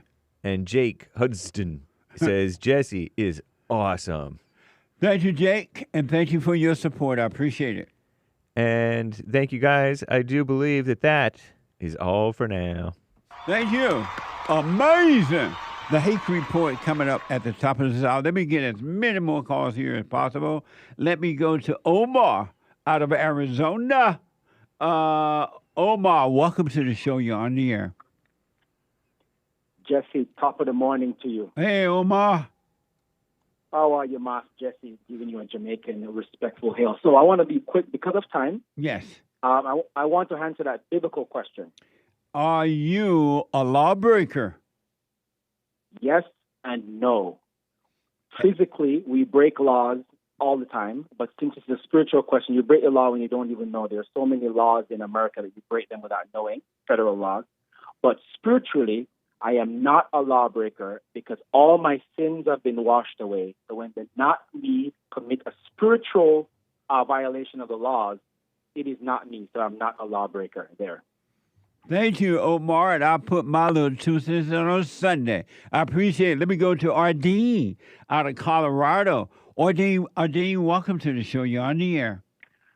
Hi, just a quick call for you. I know you're on time slot. First off, black people that have black citizens that have contributed to the United States of America. Washington Carver. The armies, the Marines. ARDEEN, Washington Carver around in the 1800s or something. I said in the last. No, Washington Carver. Washington Carver lived. 1946. I'm talking about now. Okay, we got it. I know that the blacks back 70 then. years back. 70 years back. 70 years back. 70 years back. ARDEEN. I'm not Maze. I'm the other annoying one. Yeah. Okay, go on. ARDEEN. I'm sorry. I meant to say ARDEEN, not Maze. In the last 70 years, tell me something Carver, he died in 1946. George Washington. Hey, George Washington Carver. Washington Carver. ARDEEN. What? She said, what? It sounded like Maze. George Washington Carver died in 1943, according to Wikipedia. Okay. In the last 70 years, in the last 70 years, tell me something that the blacks have done to add to America to make it better. Okay. Jesse Owens, Jackie Robinson. ARDEEN. People. Okay. What? That's art. That's contributing to the United States of America. ARDEEN. That's art. What? Sports and arts. What? ARDEEN. One more time because of time. In the last 70 years, we played you 1955, so we know the blacks were fine back then. We talk about in the last 70 years. In the last 70 years, because you just mentioned a guy from 1955. In the last 70 years, what have the blacks done to make America better? What you have done, you have so gaslighted this one. It's amazing. Okay, what you showed. I grew up the same time you did, okay? Okay, I grew up in Northern California. With what you showed was so ridiculous. Seriously? You have nothing. What about all the unrest? Have nothing, right? There's unrest everywhere. Maze. There's unrest everywhere. I'm ARDEEN. I'm the other one. I know. ARDEEN, you have nothing. Okay, I'm going with the veterans of the United States of America. So you have nothing. They did it all for us. Thank you, ARDEEN. Veterans of the United States you of have America. nothing. You didn't tell me one thing that the You have blacks... nothing because our They're not draft dodgers. They didn't dodge the draft. Oh, Lord. The blacks. Oh, Lord. I got it there. I got it. No, you don't. Good. No, you Have don't. a great weekend. Hey. Bye. Got you good. Bye. Bye. William, out of California. William, welcome to the show. You're on the air. All right. How you doing, Jesse? All is well, sir. All right. You can go ahead and answer me the question. In the last 70 years, tell me something that the blacks have done to make America better. They have added to what's already there to make it better. Okay. 70 years. That'd be 1955, I guess, right? Okay. The answer to that question is nothing. That's amazing. Based on your caller, Mays and Ronnie, they proved it. Nothing. You can't count dancing and the Olympics, and Jesse Owens was running in the early part of the century. So that's incomplete. So we're talking about making America great, not a personal accomplishment. Right. Correct? Absolutely. The answer is nothing. That's amazing. And the Tuskegee Institute is a dump. And Mays, you are a liar. The Tuskegee Institute could not be better than MIT when it comes to engineering. And because of time, I'm going to go ahead and let you get to the next caller, Jesse. Thank you, man. I appreciate the input. That's amazing. And I remember when Tuskegee was an amazing school. Let me go to Anthony, a first-time caller out of, out of USA. Anthony, welcome to the show. You're on the air. Jesse Lee, how are we doing today, sir? All is well. Thanks for calling. Yes, sir. Just had a quick question. I mean, pretty much last question, but I'm just commenting on the whole what's the black. Anthony, come back to your phone. Can you hear me? I can now, yes, real fast. Okay. Yes, I was just thinking about making a comment about what the blacks have done to make America better. In essence, nothing. They've only done things to be tribal to themselves, and everything in the cities is all gang-related. That's what needs to be put out. It's such a gang-infested world now everywhere that I think that's what needs to be highlighted with all this stuff. And all these callers are just talking about culture when in reality that's the culture that's just been messing up everything. And I personally think that if they realize that they can control the gangs and just stop them from being so liberal, I think they'll realize that they haven't done anything good, because even the guy talking about the military, those people still had to follow orders. So that's a good point. It's not like they did it themselves. A lot of them that went during the, when civil rights was going on. So there was a lot of hate in the heart, a lot of that stuff, and anger.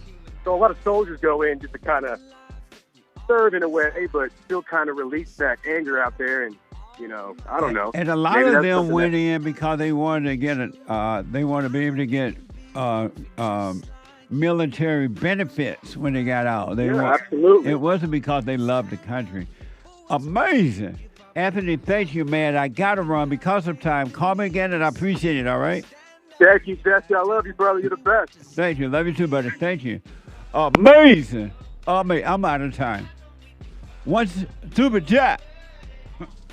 Super. Super chat. Cesar bought 3 coffees. Musical emojis. Why do you have to be a heartbreaker?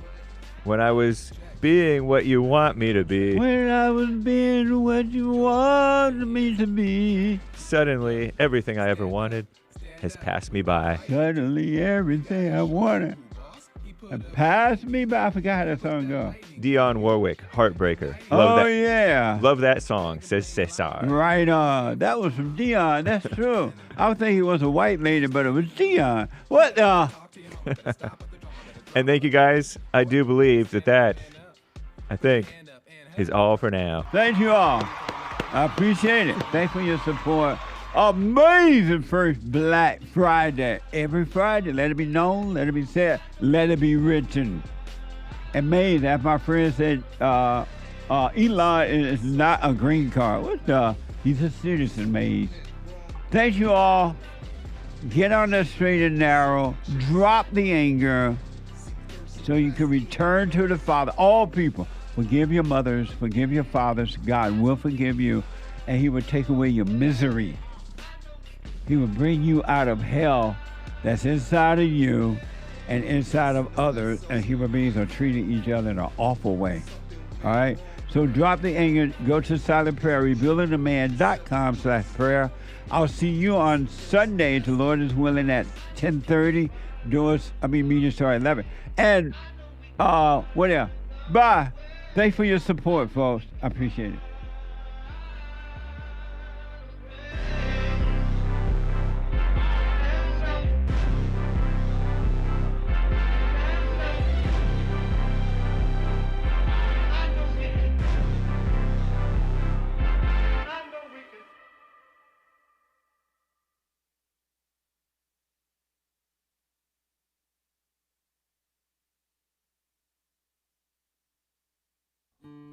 We have a counseling service, and I have to admit, thanks to God, it is the best counseling service on this side of heaven.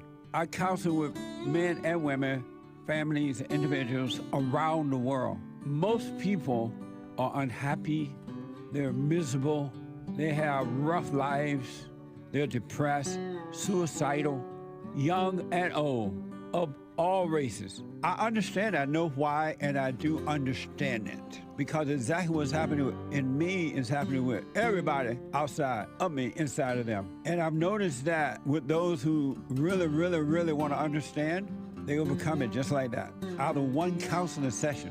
If you need counseling, you can go to rebuildingtheman.com or call 800-411-2663. 800-411-BOND. Best counseling service on this side of heaven. You know, I'm 32 years old now, and I've been clinically depressed since I was 17 years old. And ever since I started listening to you a couple of months ago, bro, I don't even need to hear the word depression. I don't even care about that, because that's not anything that I identify with anymore. Nice. I'm 100% cured. I'm 100% better because I've been listening to the Jesse Lee Peterson show, and I can't even begin to tell you how much I appreciate you. And I just can't even, begin to tell you how much I really appreciate the things that you're doing for young men. Young men need to hear this, and young men need to know this message that you're delivering, because it's important. It's vital to their lives, Jesse. I just wanted to let you know that, man. That's amazing. I mean, you made my day, man. When I hear one soul has returned to the Father, it's like 1,000. It's better than silver and gold. So God bless you, man.